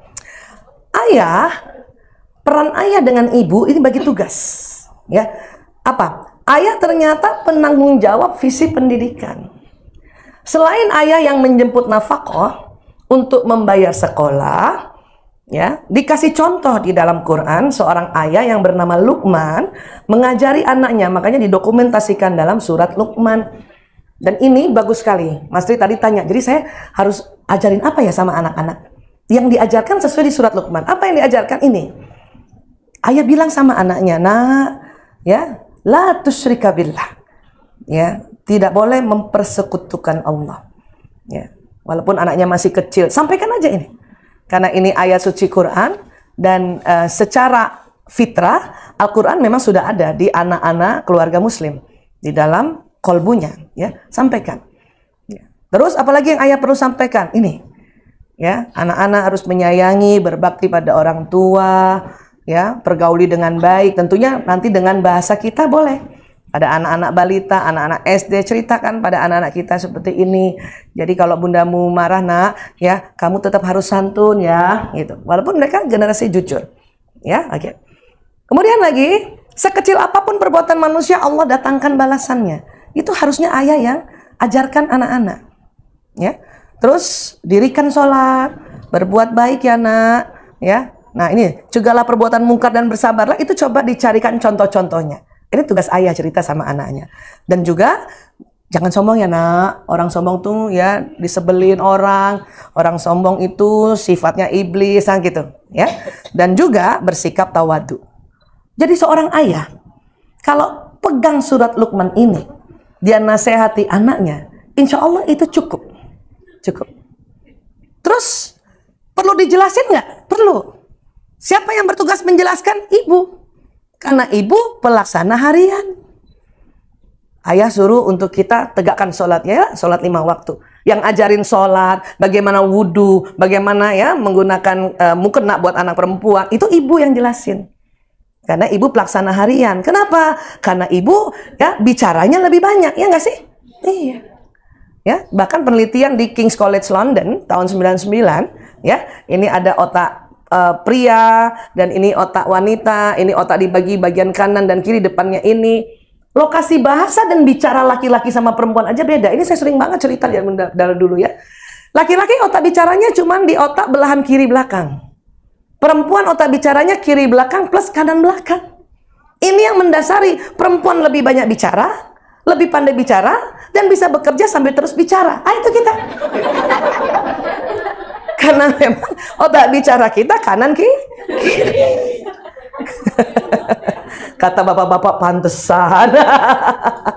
Dan kemudian para ilmuwan itu hitung, nggak sekedar cuma tahu ini, dia ngitung. Laki-laki karena otak bicaranya cuma kiri saja, maka per hari laki-laki mengatakan 2.000 sampai 4.000 kata, 1.000 sampai 2.000 bunyi vokal, 2.000 sampai 3.000 gerakan tubuhnya. Jadi komunikasi laki-laki sekitar ini 7.000. Ada bapak-bapak introvert pendiam 5.000. Ada bapak-bapak yang senang bicara 9.000. Ya, tapi rata-rata 7.000. Perempuan bagaimana? Perempuan karena otak bicaranya kiri kanan, maka per hari 20.000 kata.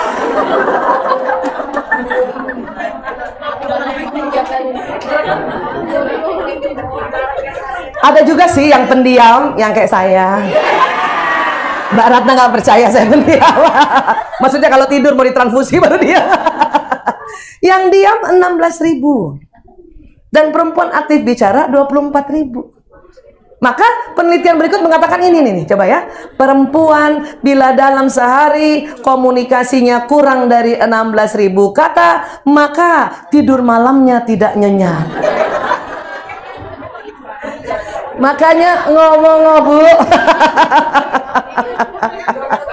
Inilah yang membuat ibu-ibu itu dalam perannya adalah pelaksana hari. Yang jelasin ibu, bapak kasih visi misinya aja, ya. Ayah, bagaimana maksudnya supaya tidak berlaku sombong atau tawadu? Bapak tinggal bilang, tanya ibumu. Karena bapak-bapak mau ngejelasin udah susah, stoknya udah habis. Nah, apalagi malam-malam ngomong udah susah.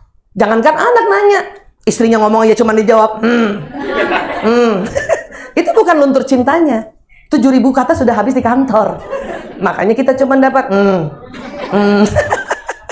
Saya dulu waktu belum ngerti ilmu ini, kalau ngomong sama dokter Toto dia jawab kayak gitu, kesel banget rasanya. Dan suatu ketika kalau ke kantor siang-siang saya lihat kok dia ngomong ya. Zaman dulu nih. Terus kita biasa deh dalam hati ngomong, kalau di kantor aja ngomong. Kalau di rumah aja cuman Zaman dulu sebelum ilmu ini tahu. Kalau sekarang nggak lagi gitu.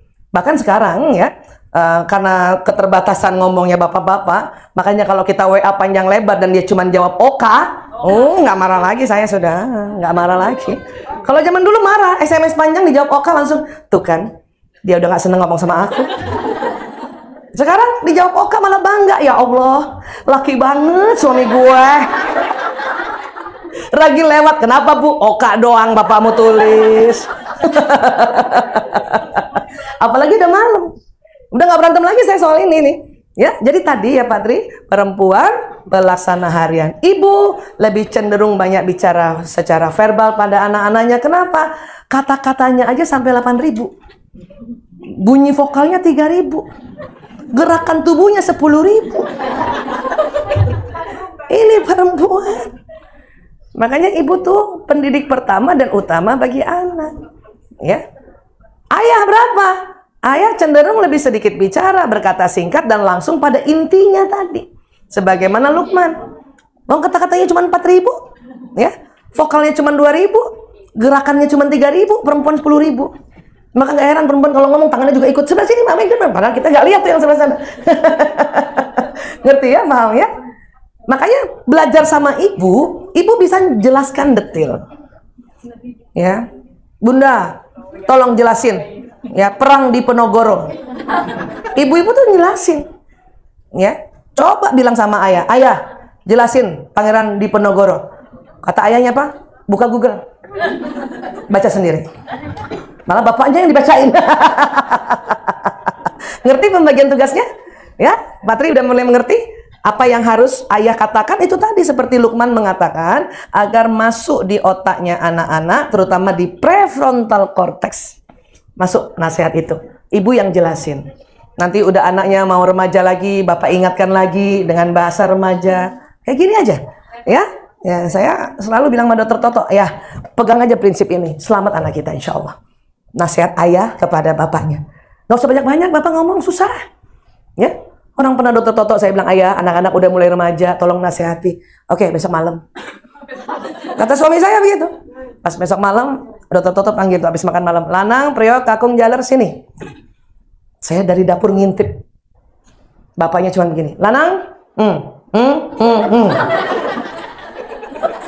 habis itu nonton bola bareng. Saya dari dapur nggak puas.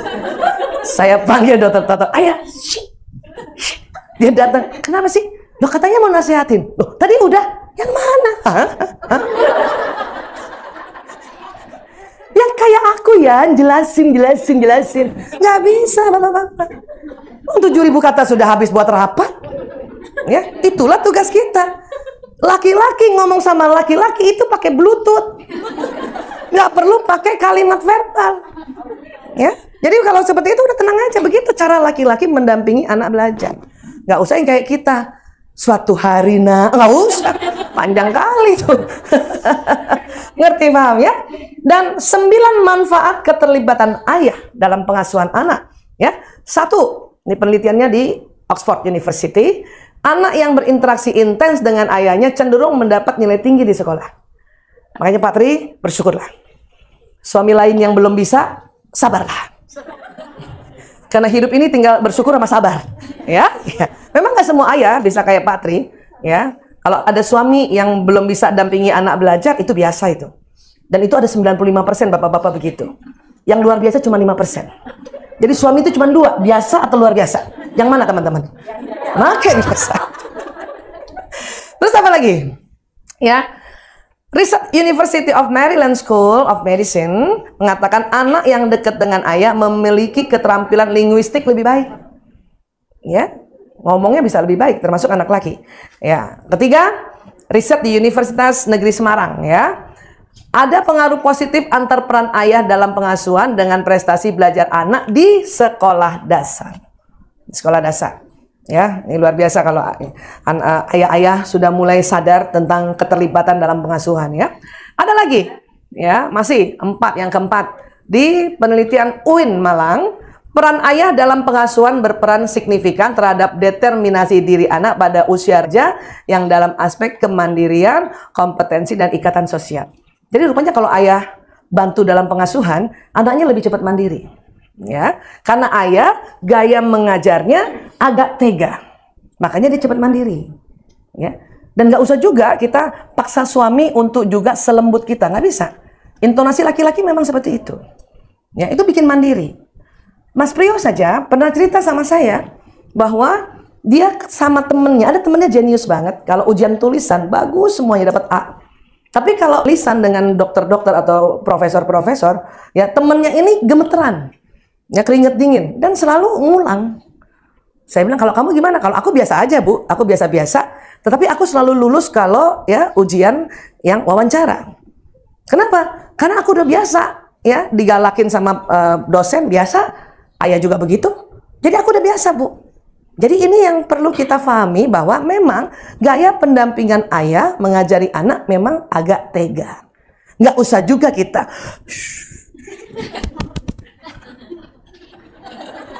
nggak usah juga suaminya disuruh kayak gitu.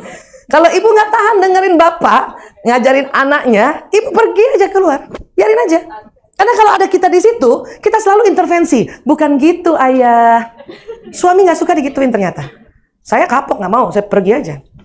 Ya? Malah kalau dokter Toto ngajarin, ya pernah suatu ketika dia ngajarin Lanang, ini topi oli. Dia ngebacanya in i top i ol i. Bukan gitu potongannya ya. Ini topi oli. Dia enggak. In, I, top, I, ol, I. Wah, bisa kacau nih anak gua nih. Besok-besoknya ya udah, ayah istirahat aja ya. Aku yang ngajarin bacaan. Unik-unik memang ya suami-suami ya.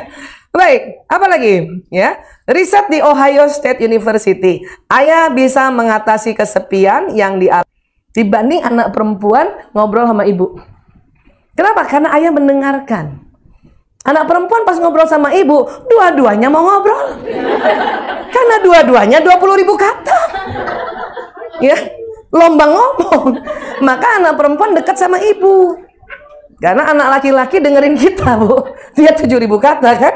Nah, State University. Anak yang lebih kecil terkena masalah psikologis dan obesitas. Ya, ternyata kayak gini ya. Masya Allah. Aja, bukan untuk apa-apa.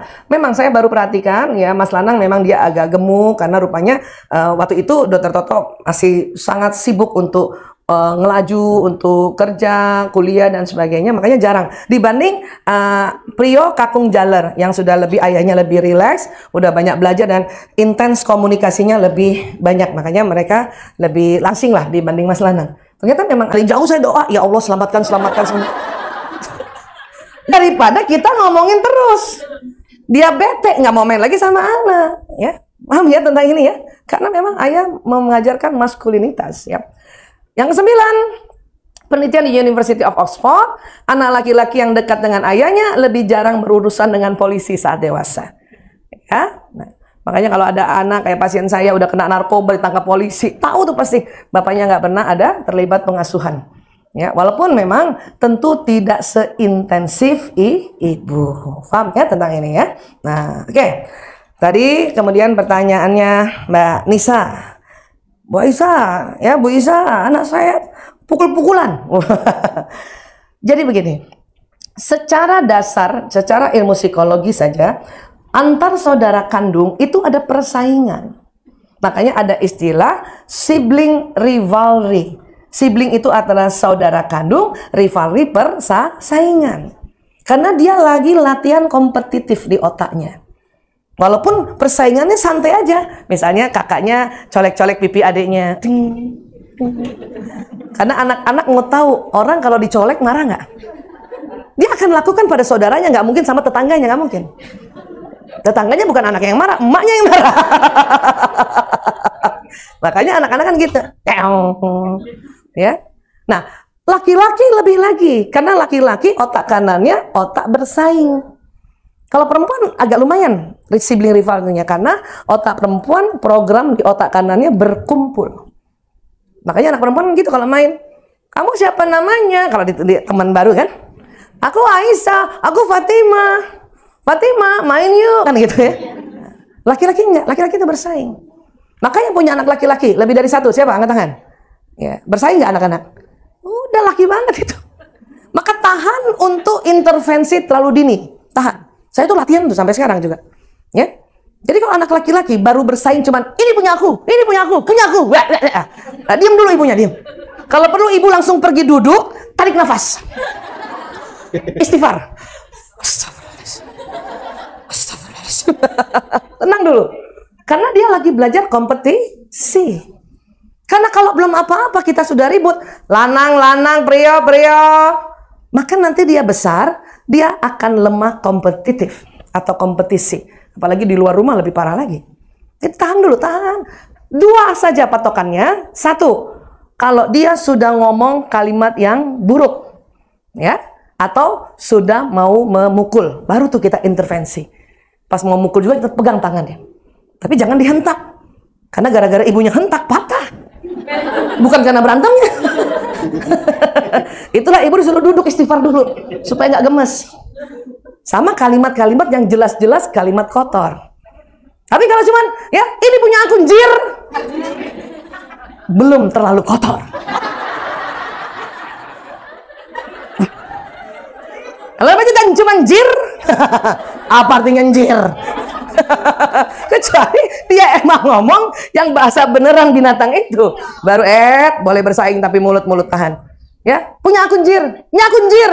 Saya juga ngomong punya ibu jir. Tuh anak gak jadi berantem. Apaan sih ibu ikut-ikutan aja katanya. Ngerti ya tentang itu ya? Iya, jadi itu caranya. Ya.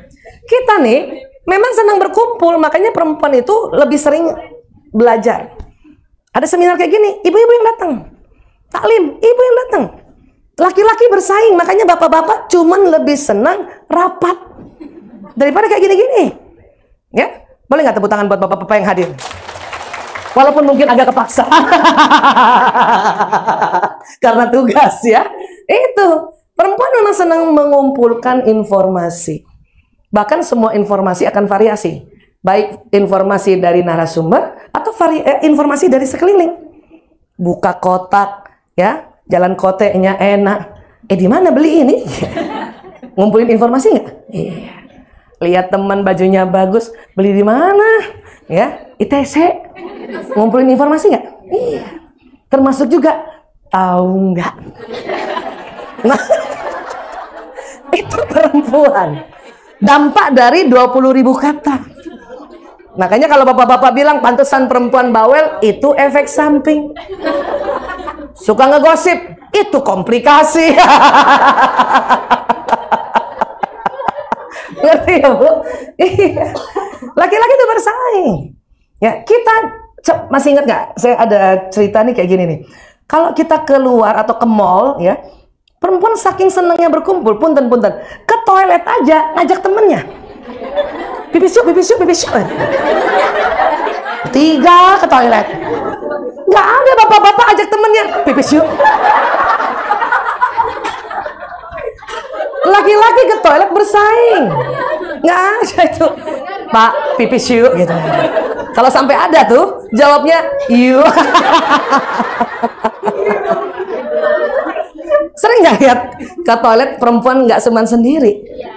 Bahkan di kamar mandi saja bisa dapat informasi. Gara-gara lama ngantri. Kalau ngantri ke belakang sekarang nggak ngomong, tapi dulu ngantrinya yang depan-depan pintu gitu kan. Pertama diem dulu, kedua baru ke sebelah. Ibu di sebelah satu. Tinggal di mana, Bu? Ya. Itu perempuan. Perempuan kan? Nggak ada bapak-bapak di kamar mandi sambil dia pipis. Mari, Pak.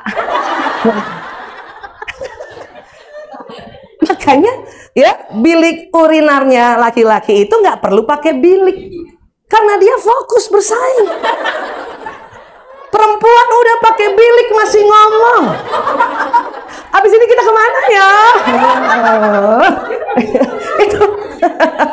Itu yang terjadi. Dan itu semata-mata karena program otak antara laki-laki dan perempuan ya. Jadi sekali lagi yang punya anak laki-laki bersaing, bersabarlah ya. Tidak cepat-cepat diintervensi. Ya, tunggu tadi 2 tadi. Kalimatnya sudah kasar atau sudah mau memukul baru ya. Dan ingat, dilarang untuk membela salah satunya. Ya, ini memang panjang sih ya. Kalau punya anak tuh panjang. Dia bertengkar aja, nggak bisa kakak, nggak bisa kayak gitu. Karena siapa tahu ada yang salah. Nah, dan uniknya laki-laki tidak suka ditegur depan orang lain, walaupun dia masih kecil. Maka setelah tahu ini, dulu saya begitu ya, salah ya. Yang saya marahin selalu Mas Lanang, Lanang kok begitu sama adeknya? Lanang kan kakak pertama, harusnya jaga adeknya. Oh kesian banget tuh, beban anak ini pertama. Sekarang nggak kayak gitu. Saya setelah mengerti laki-laki nggak suka ditegur depan orang, apalagi saudaranya, saya panggil Lanang kayak gini, Lanang, kenapa Bu? Laki-laki senang diberitahu sedikit agak gaya mafia. Kamu kenapa berantem sama adik? Dia juga jawab, abis ngeselin. Itu jadinya satu hal yang menggembirakan, ya. Dan anak saya juga tahu, saya nggak terlalu banyak ngatur A, B, C, D. Dia cuma tahu, pokoknya ibu saya marah kalau 2, ya, sesuatu yang berbahaya dan nggak sopan. Itu aja mereka jaga. Tapi kalau dia berantem soal pendapat bahwa ya Pokemon itu lebih hebat dari Pikachu, nggak usah saya ikut-ikutan. Dan saya juga nggak ngerti Pikachu yang mana. Paham ya tentang ini, oke? Iya, oke, tepuk tangan dulu buat sesi pertama kita ya. Jam berapa ini? Oh, masih 4 jam lagi. Oke, masih ada yang mau ditanyakan? Boleh lah ya. Masih ada pertanyaan lagi? Silakan. Boleh, dokter? Boleh. Oh, 2 nih, ada 2 boleh. Masih siap ya, dokter ya? Yang masih jomblo, ada nanya nggak? Nggak nanya. Tapi nggak apa-apa ya. Terima kasih bisa datang supaya buat persiapan ya. Iya. Jadi kapan mau nikahnya? Ayo, siapa lagi mau nanya? Ayo. Assalamualaikum warahmatullahi wabarakatuh. Waalaikumsalam warahmatullahi wabarakatuh. Masya Allah. Panggilnya siapa? Mbak Mul, Mbak Yani? Mbak Yani, ya. Mbak Mul. Mulyono? Oh bukan. Ya baik. Apa? Gimana Mbak Yani? Sudah berkeluarga Mbak? Sudah, dokter. Alhamdulillah, udah, dokter. Alhamdulillah. Berapa putra putri sudah adakah?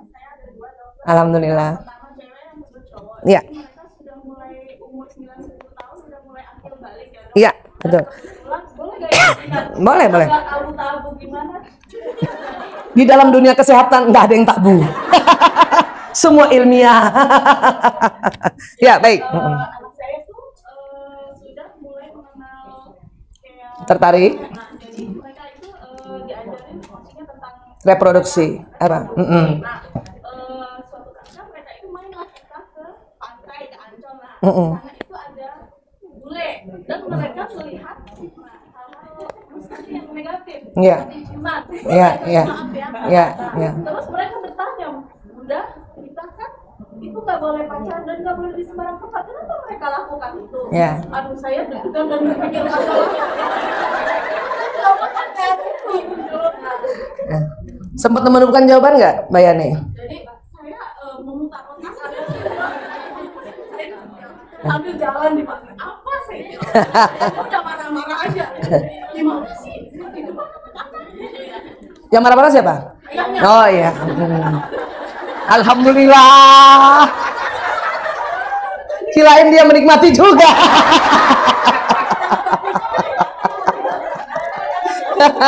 Makanya bersyukur dulu. Alhamdulillah. Respon suami aku. Oke, terus? Kita itu di dunia ada berbeda, kita mungkin muslim dan di luar sana mungkin ada yang Ya. dunia barat Prinsipnya berbeda, ya. Betul Jadi itu. yang seperti itu. Oh iya ya, jadi kita harus saling menghargai, tapi kita tidak mencontoh yang Betul. Udah bener. jawaban seperti itu benar atau bagaimana ya? Bener udah banget. Bener banget. Bayangin udah kepepet bisa jawab kayak gitu. Apa nggak bener tuh? Bener. Kecuali ibu cari Google dulu. Udah bener itu. Bener banget. Dokter, saya pengen apa untuk istilah apa seksualitas untuk seusia anak seperti Iya. itu batasnya sampai mana? Iya. Mohon bimbingan. Memang sekarang ini tadi yang saya bilang anak-anak itu baliknya duluan. Karena apa? Nutrisi makanan. Ya, makanannya mempercepat hormon testosteron meningkat pada laki-laki, testosteron vasopresin pada laki-laki, estrogen dan progesteron pada perempuan. Ya, coba ya. Ini lihat, estrogen pada perempuan saja nih. Coba boleh slide-nya Mas Ahmed. Ya. Lihat ya, itu umur 10 tahun kan udah langsung naik nih. Di sini masa transisi nih yang cukup membuat kita sebagai orang tua, sebagai ibu suka kaget-kagetan. Ya, karena sini terjadi set gitu. Ya. Yang perempuan estrogen. Estrogen ini kita ibaratkan hormon ratu. Ya. Kebayang nggak anak kita kelas 6 SD udah kayak ratu gitu. Ya kan? Yang ratu punya ciri khas, selalu ingin bersolek, ingin cantik. Makanya anak perempuan tuh kalau udah balik tuh dikit-dikit ngaca.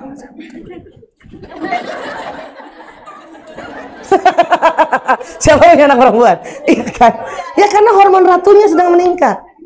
Ya, hormon ratunya sedang meningkat. Nah, ini yang terjadi ya pada perempuan saat ini. Ya, memang puncak-puncaknya peaknya itu di umur-umur 17 sampai 20 tahun. Ya, tapi di sini yang kadang-kadang mereka ya ada dorongan seksualitas juga gara-gara hormon tersebut. Karena estrogen itu selain membuat seseorang menjadi ratu dengan ciri-ciri selalu ingin tampil cantik ya dan selalu ingin berkuasa. Kadang-kadang kan ya dia ingin menguasai kita kan anak-anak ini ya. Kemudian juga estrogen adalah hormon yang senang menggoda. Makanya anak perempuan itu di usia-usia kayak gini udah senang menggoda nih. Walaupun bukan hanya menggoda teman laki-lakinya, kadang guru laki-lakinya juga digoda kan. Cie Pak Ahmad, itu anak-anak. Pak Ahmad lagi. Ada yang suaminya Pak Ahmad namanya, pinjem namanya. Ya nggak sih? Iya. Bahkan dia saling menggoda antar cewek juga. Karena estrogen itu memang hormon yang senang menggoda. Ya, paham ya? Nah, tetapi di anak kita sudah bisa bilang seperti tadi, bunda kan sebetulnya pacaran aja nggak boleh, kok dia malah ciuman depan umum. Itu harus bersyukur dulu ya, bilang sama anak, terima kasih ya nak, kamu udah punya pegangan itu, bunda seneng banget, itu betul nak, gituin aja dulu ya, udah benar gitu. Nah kalau pertanyaannya kok dia begitu, tadi udah benar jawabannya ya, bisa jadi dia beda prinsipnya. Ya, kita pegang prinsip kita ini karena ini yang diminta oleh ya Allah. Udah, sampai situ saja cukup. Kecuali nanti pas pulang dia bahas lagi. Nah, pas pulang bahas lagi, bingung lagi kan? Maka itulah pentingnya berdoa. Sebelum jawab anak, doa coba. Rabbi zidni ilman warzuqni fahman. Ya Allah, tambahi ilmuku dan tinggikan ya kecerdasanku. Nah, saya sendiri selalu kayak gitu. Walaupun sudah ada teori-teori sedikit tentang reproduksi, tapi tetap lupa dikala ditanya anak tiba-tiba. Lupa itu. Gak mungkin juga sebentar ya nak, ibu buka laptop, gak mungkin juga. Kan gitu. Ya. Tetapi ilmu yang kita ada masuk di otak kita, pada saat kita berdoa, maka Allah kasih, dia kemudian terakses ilmu itu. Oh jawab ini saja. Jawab ini. Kita selalu minta tuntunan untuk bicara, apapun. Karena kita dalam sehari-hari, ilmu parenting bakal lupa deh. Bakal lupa. Ya, saya jangankan gitu, misalnya teman-teman bertanya tentang yang bukan saya jelaskan, itu doa dulu tadi, Rabbi zidni ilman warzuqni fahman, supaya pas jawabannya. Jadi kayak gitu, ya. Laki-laki juga begitu kan? Sama nih, di usia-usia berapa? 9 atau 10 sampai kurang lebih 15 tahun. Nah, ini tadi. Ya. Itu di usia SMP bukan? Makanya kalau yang punya anak SMP tadi, ya, sabar aja. Makanya tadi anak perempuan belum cantik banget, anak laki belum ganteng banget. Ya, badannya masih begeng, gitu. Mukanya penuh jerawat, ya. Bayangin kita aja yang sebagai ibunya ngelihatnya kesel. Nanti pas dia SMA, ya, SMA tuh baru keren tuh anak-anak tuh lagi kembali ya. Yang perempuan lebih cantik, ya, itu di usia-usia 17, ya. Nah sekarang tambahannya buat anak perempuan. Siapa punya anak perempuan sudah balik? Ya, oke, ya, sudah balik ya. Gini, tadi prinsip kalau punya anak perempuan adalah kalau dia sedang ngomong atau cerita, bicara, lihat apanya? Matanya atau wajahnya. Pantang ibu sambil pegang HP. Sekarang tambahan yang sudah balik. Pantang nasihati anak perempuan atau kasih kritikan keras atau bicara terlalu berat di masa 1 mau mens dan ya mens hari pertama sampai hari kelima. Moodnya labil. Estrogen landai. Ya, padahal estrogen ini ya walaupun untuk reproduksi salah satu yang membuat gembira seorang perempuan itu estrogen. Itu landai di sini. Ya, oke? Testosteron juga begitu. Testosteron ya, progesteron yang biru nih juga landai. Progesteron ini untuk masalah mentalitas atau hormon yang masalah progesteron ini untuk bikin tenang perempuan. Nah, 2 hari mau mens, sudahlah perempuan nggak senang, nggak tenang pula. Makanya moodnya labil. Di sini pantang nih nasihatin di sini deh. Apalagi mens hari pertama sampai hari kelima ini semua masih rata nih. Ya, jadi ajarkan anak kalau kamu mau mens, ya atau sudah mens, sedang mens, kasih tahu bunda ya. Misalnya anak saya nih, Mas Dek Ragil, ibu kayaknya aku mau mens deh. Kenapa nak? Jerawat aku kok muncul gede banget ya. Terus perut aku kayaknya nggak enak banget panggangnya. Itu tanda-tanda mau menstruasi. Atau ibu-ibu kayak aku mens. Kenapa? Udah mulai bercak-bercak. Hari keberapa nak? Hari pertama. Pada saat ini kita mau nasehatin anak perempuan atau kita mau kritik dia, tunda dulu. Tunda. Karena dia pasti nggak akan terima. Walaupun kita ngomongnya udah baik. Pernah tuh suatu ketika saya lupa nih, belum tahu ilmu ini, ya, bajunya ragil udah agak naik ke atas, bokongnya kelihatan. Ngomong udah baik nih, ibu era sekarang kan, ragil, itu bajunya terlalu pendek nak, bokongnya kelihatan, turunin sedikit. Biasa aja lagi bu, tuh ngomongnya kayak gitu dia. Karena kita tegurnya di masa-masa mood yang labil. Kita juga kadang-kadang nggak bisa terima, apalagi kita juga lagi mens. Selesai deh. Sama-sama nggak mau nerima. Oh gitu ya, ibu baru ngomong kayak gitu, muka kamu kayak gitu. Ibu dulu, mulai. mulai sejarah keluar. Susah. Makanya tadi saya bilang, kalau udah kayak gitu, ya, apa yang kita harus bilang? Ya Allah, rem aja. Ya, kalau enggak, kacau nih. Jadi kapan dong dinasihati? Tunggu hari ke-9. Nih, sini nih. Dimana hormon udah naik. Makanya catat. Tuh gunanya catat. Catat cepat-cepat itu biasanya. Atau ketik aja saya punya HP untuk khusus nasihat gitu. Tunggu hari ke-9. Ya, bukan hanya hari 9, hari ke-9 sampai 2 pekan ke depan. Itu waktu-waktu anak perempuan bisa dinasehati, bisa dikasih masukan, ya. Bahkan bisa ditegur keras, dia bisa menerima karena ya ini estrogen. Apalagi di sini lagi seneng nih, ya. Pasti dia jawabannya pasti, oh gitu ya bu ya. Ayo bu, kita beli baju yuk bu, please. Kan kita juga seneng kan? Nih. Bahkan estrogen kan gantian, pada saat turun progesteron naik untuk kita tenang. Ya. Di Amerika, sekolah yang bagus itu memperhatikan siklus menstruasi anak perempuan. Kalau ada ulangan matematika, ulangan sekolah matematika, anak perempuan yang masa-masa ini dan ini ditunda ulangan matematikanya. Karena takutnya tidak maksimal nilainya. Daya analisa kita berkurang memang. Ya. Dan ini bukan sesuatu yang buruk. Ini adalah pada masa-masa pelepasan endometrium kan. Itu kan juga sesuatu yang luar biasa, fitrah. Malah dalam Islam itu masa-masa kita penghapusan dosa, Masya Allah. Bahkan kita disuruh istirahat. Sholat saja yang dia jadi kewajiban disuruh istirahat. Cuman sayangnya ibu-ibu ya disuruh istirahat malah ngeyel. Karena mikir ya mumpung nggak sholat kita ya betulin gudang aja yuk. Gudang mau dibetulin. Di masa-masa berat ini. Orang disuruh istirahat malah betulin gudang. Makanya dia bisa marah-marah sama seluruh rumah. Ngerti tentang ini. Puasa saja disuruh ya istirahat. Makanya baik-baik ini. Penting sekali buat anak perempuan ya. Makanya anak perempuan remaja suka bertengkar sama ibunya. Kenapa? Karena ibu udah takut anaknya lagi sudah menstruasi. Takut ada apa-apa. Kita nasihatin terus. Pas nasihatin di masa-masa seperti itu. Ya, dia kalah jutek dibanding kita. Ya Allah. Dan kita juga yang masih produktif. Siapa teman-teman yang masih produktif belum menopause? Saya sih sudah masuk menopause ya. Jadi kalau lagi mau mens, bikin pengumuman di rumah. Ayah, saya begitu sama dokter. Aku kayaknya mau sebentar lagi mau mens. Oh sakit kepala dokter. Ya bukan masalah tidak berhubungan intim sama istrinya, bukan. Aduh. Ya, ini yang biasanya senyum istri saya bakal nggak senyum. Susah kita senyum. Ya, terasa gitu nggak bu, teman-teman? Di masa-masa yang asik ini kita senyum tuh bisa gampang banget. Ayah, coba 2 hari mau mens atau mens hari pertama sampai hari ke-5 susah banget tuh gini. Pasti miring tuh.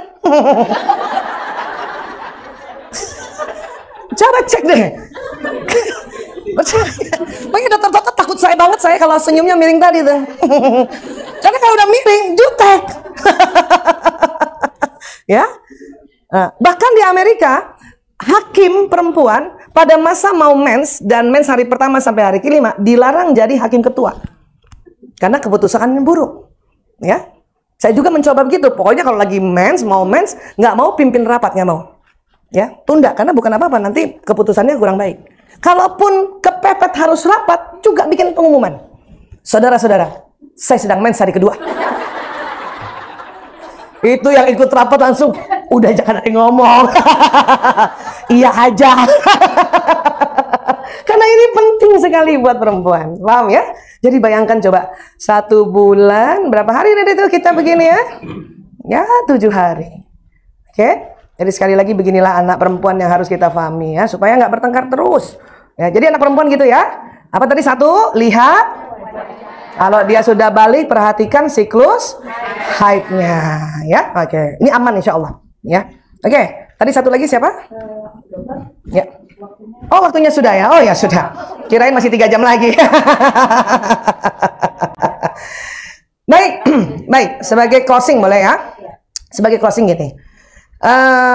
Kadang-kadang kita nggak tahu lagi mau jadi orang tua gimana. Mau era digital, ke era kertas, entah nanti lagi era apa ya.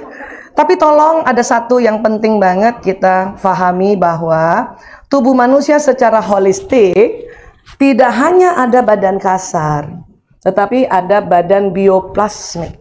Ya, jadi tubuh manusia itu keluar nur, keluar cahaya. Ya, kalau bahasa fisika kuantumnya gelombang elektromagnetik. Dari mana? Dari pembuluh yang kita sebut pembuluh meridian. Meridian ini subkutis. Memang kedokteran barat tidak belajar ini, kedokteran timur belajar ini. Maka teman-teman yang mempelajari akupuntur, acupressure, bekam itu pasti tahu tentang ini ya. Nah, titik-titik ini jumlahnya 360 dan dia berputar. Jadi dia berputar, bertawaf. Kalau berputarnya lancar maka ya nur itu, cahaya itu, gelombang itu berpendar dengan sangat-sangat baik, sangat bagus. Jadi tubuh kita adalah gadget alam semesta. Oke, makanya mengapa ya para ahli fisika kuantum mengatakan begini, fenomena alam yang berkaitan dengan energi sangat erat kaitannya dengan fisika kuantum, di mana energi dapat menembus ruang dan waktu. Sebagaimana sinyal HP kita ya, bahkan dulu HP itu siapa yang punya dulu bapaknya punya telepon genggam sebesar batu bata, ada? Pernah lihat? Ya, keren banget tuh kalau punya orang tua itu punya kayak gitu, pasti kaya tuh. Mereknya Motorola. Karena yang pertama menemukan tentang gawai ya terinspirasi dari tubuh manusia itu namanya Martin Cooper, anak buah Motorola tahun 73. Ya, itu. Jadi Martin Cooper mengatakan bahwa tubuh manusia itu ada gelombangnya. Kita bikin alat komunikasi deh yang ada gelombangnya kayak gitu. Ya. Malah pada tubuh manusia gelombangnya bukan hanya menembus ruang dan waktu, menembus jarak, bahkan menembus alam rahim maupun alam barzah. Gadget buatan manusia belum ada yang sampai tembus alam barzah. Ada yang pernah chatting-chattingan sama teman yang sudah meninggal? Belum ada.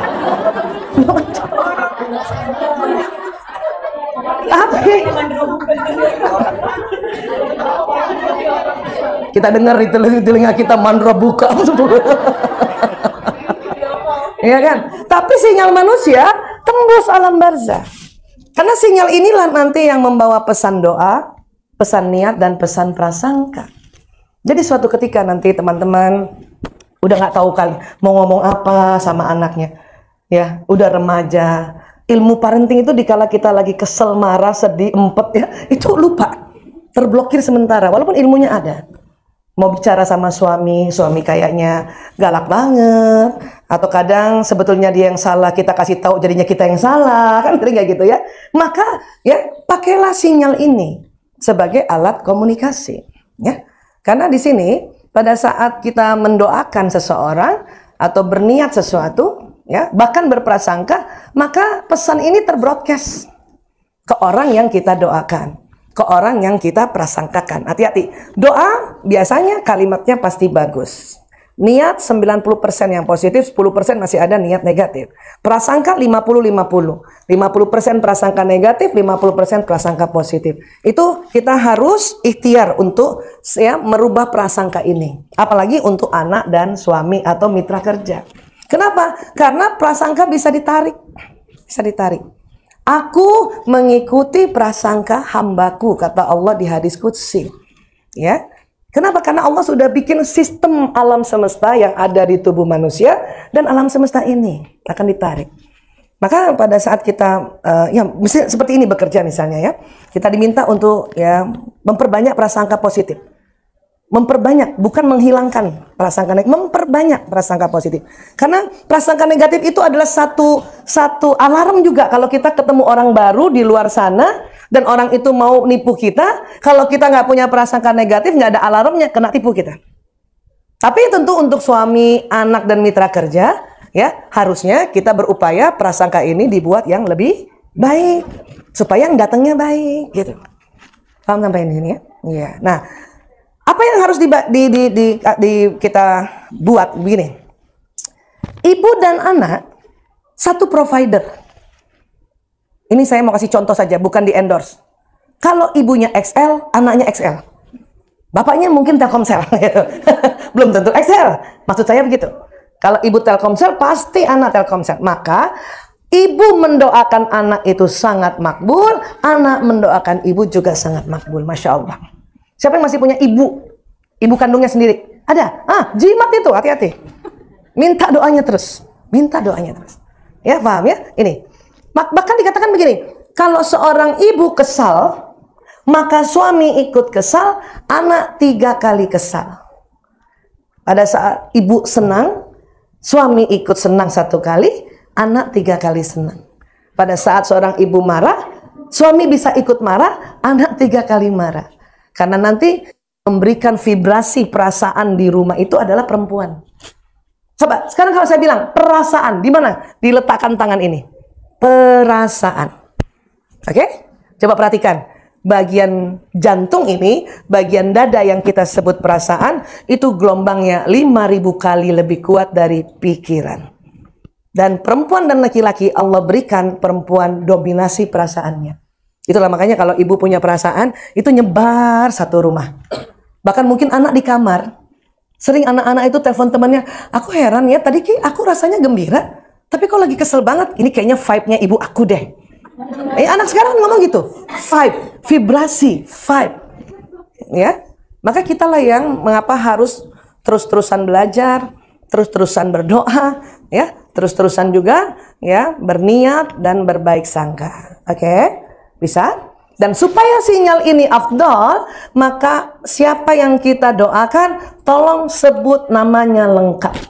Bahkan bin dan bintinya disebut, nama ayah disebut. Walaupun ibu lagi kesel sama suami saat itu, harus disebut. Ada yang tanya, kenapa Bu Aisyah? Karena nama banyak yang sama kan? Ya, Dr. Toto kan namanya Priyanto. Sismadi nama ayahnya. Saya kalau doa harus gitu, ya Allah saya kirimkan doa ini untuk suamiku, Priyanto bin Sismadi. Karena kalau ya Allah saya doakan hanya untuk Priyanto begitu, maka semua Priyanto di Indonesia kan. Tapi kalau bin Sismadi, bin Parto Dimulya, hanya dia seorang. Paham ya? Dan lebih afdal lagi, setelah sebut namanya lengkap, bayangkan wajahnya. Karena ini ada kaitannya dengan kerja otak kanan. Bisa bayangin wajah anak-anak? Bisa bayangin wajah suami? Dia nggak ganti-ganti gitu? Suami di Maseto, suami di Maksud saya gini, kalau sulit membayangkan, maka salah satu kerja otak kanan adalah lihat fotonya. Punya foto suami di HP masing-masing yang sudah berkeluarga? Betul, punya. Yang nggak punya mulai nanti malam buat. Suruh suami di dinding tuh. Ayah, sebentar. Kalau perlu tampak depan, tampak kanan, tampak kiri juga. Buat apa? Dokter Aisyah yang suruh. Buat apa? Mendoakan ayah. Dan terakhir, Masya Allah, doa itu senjata orang mukmin, tiang agama, serta cahaya langit dan bumi. Jadi rupanya orang berdoa itu ya sinyalnya tembus langit dan juga tembus seluruh bumi. Ya. Jadi sekali lagi kencengin doa. Ya, Allah terus datangkan keberkahan. Apa sih keberkahan? Keberkahan itu kebaikan-kebaikan, ya. Datangnya kebaikan yang baru dan langgengnya kebaikan yang sudah ada sebelum ini. Itu namanya berkah, ya.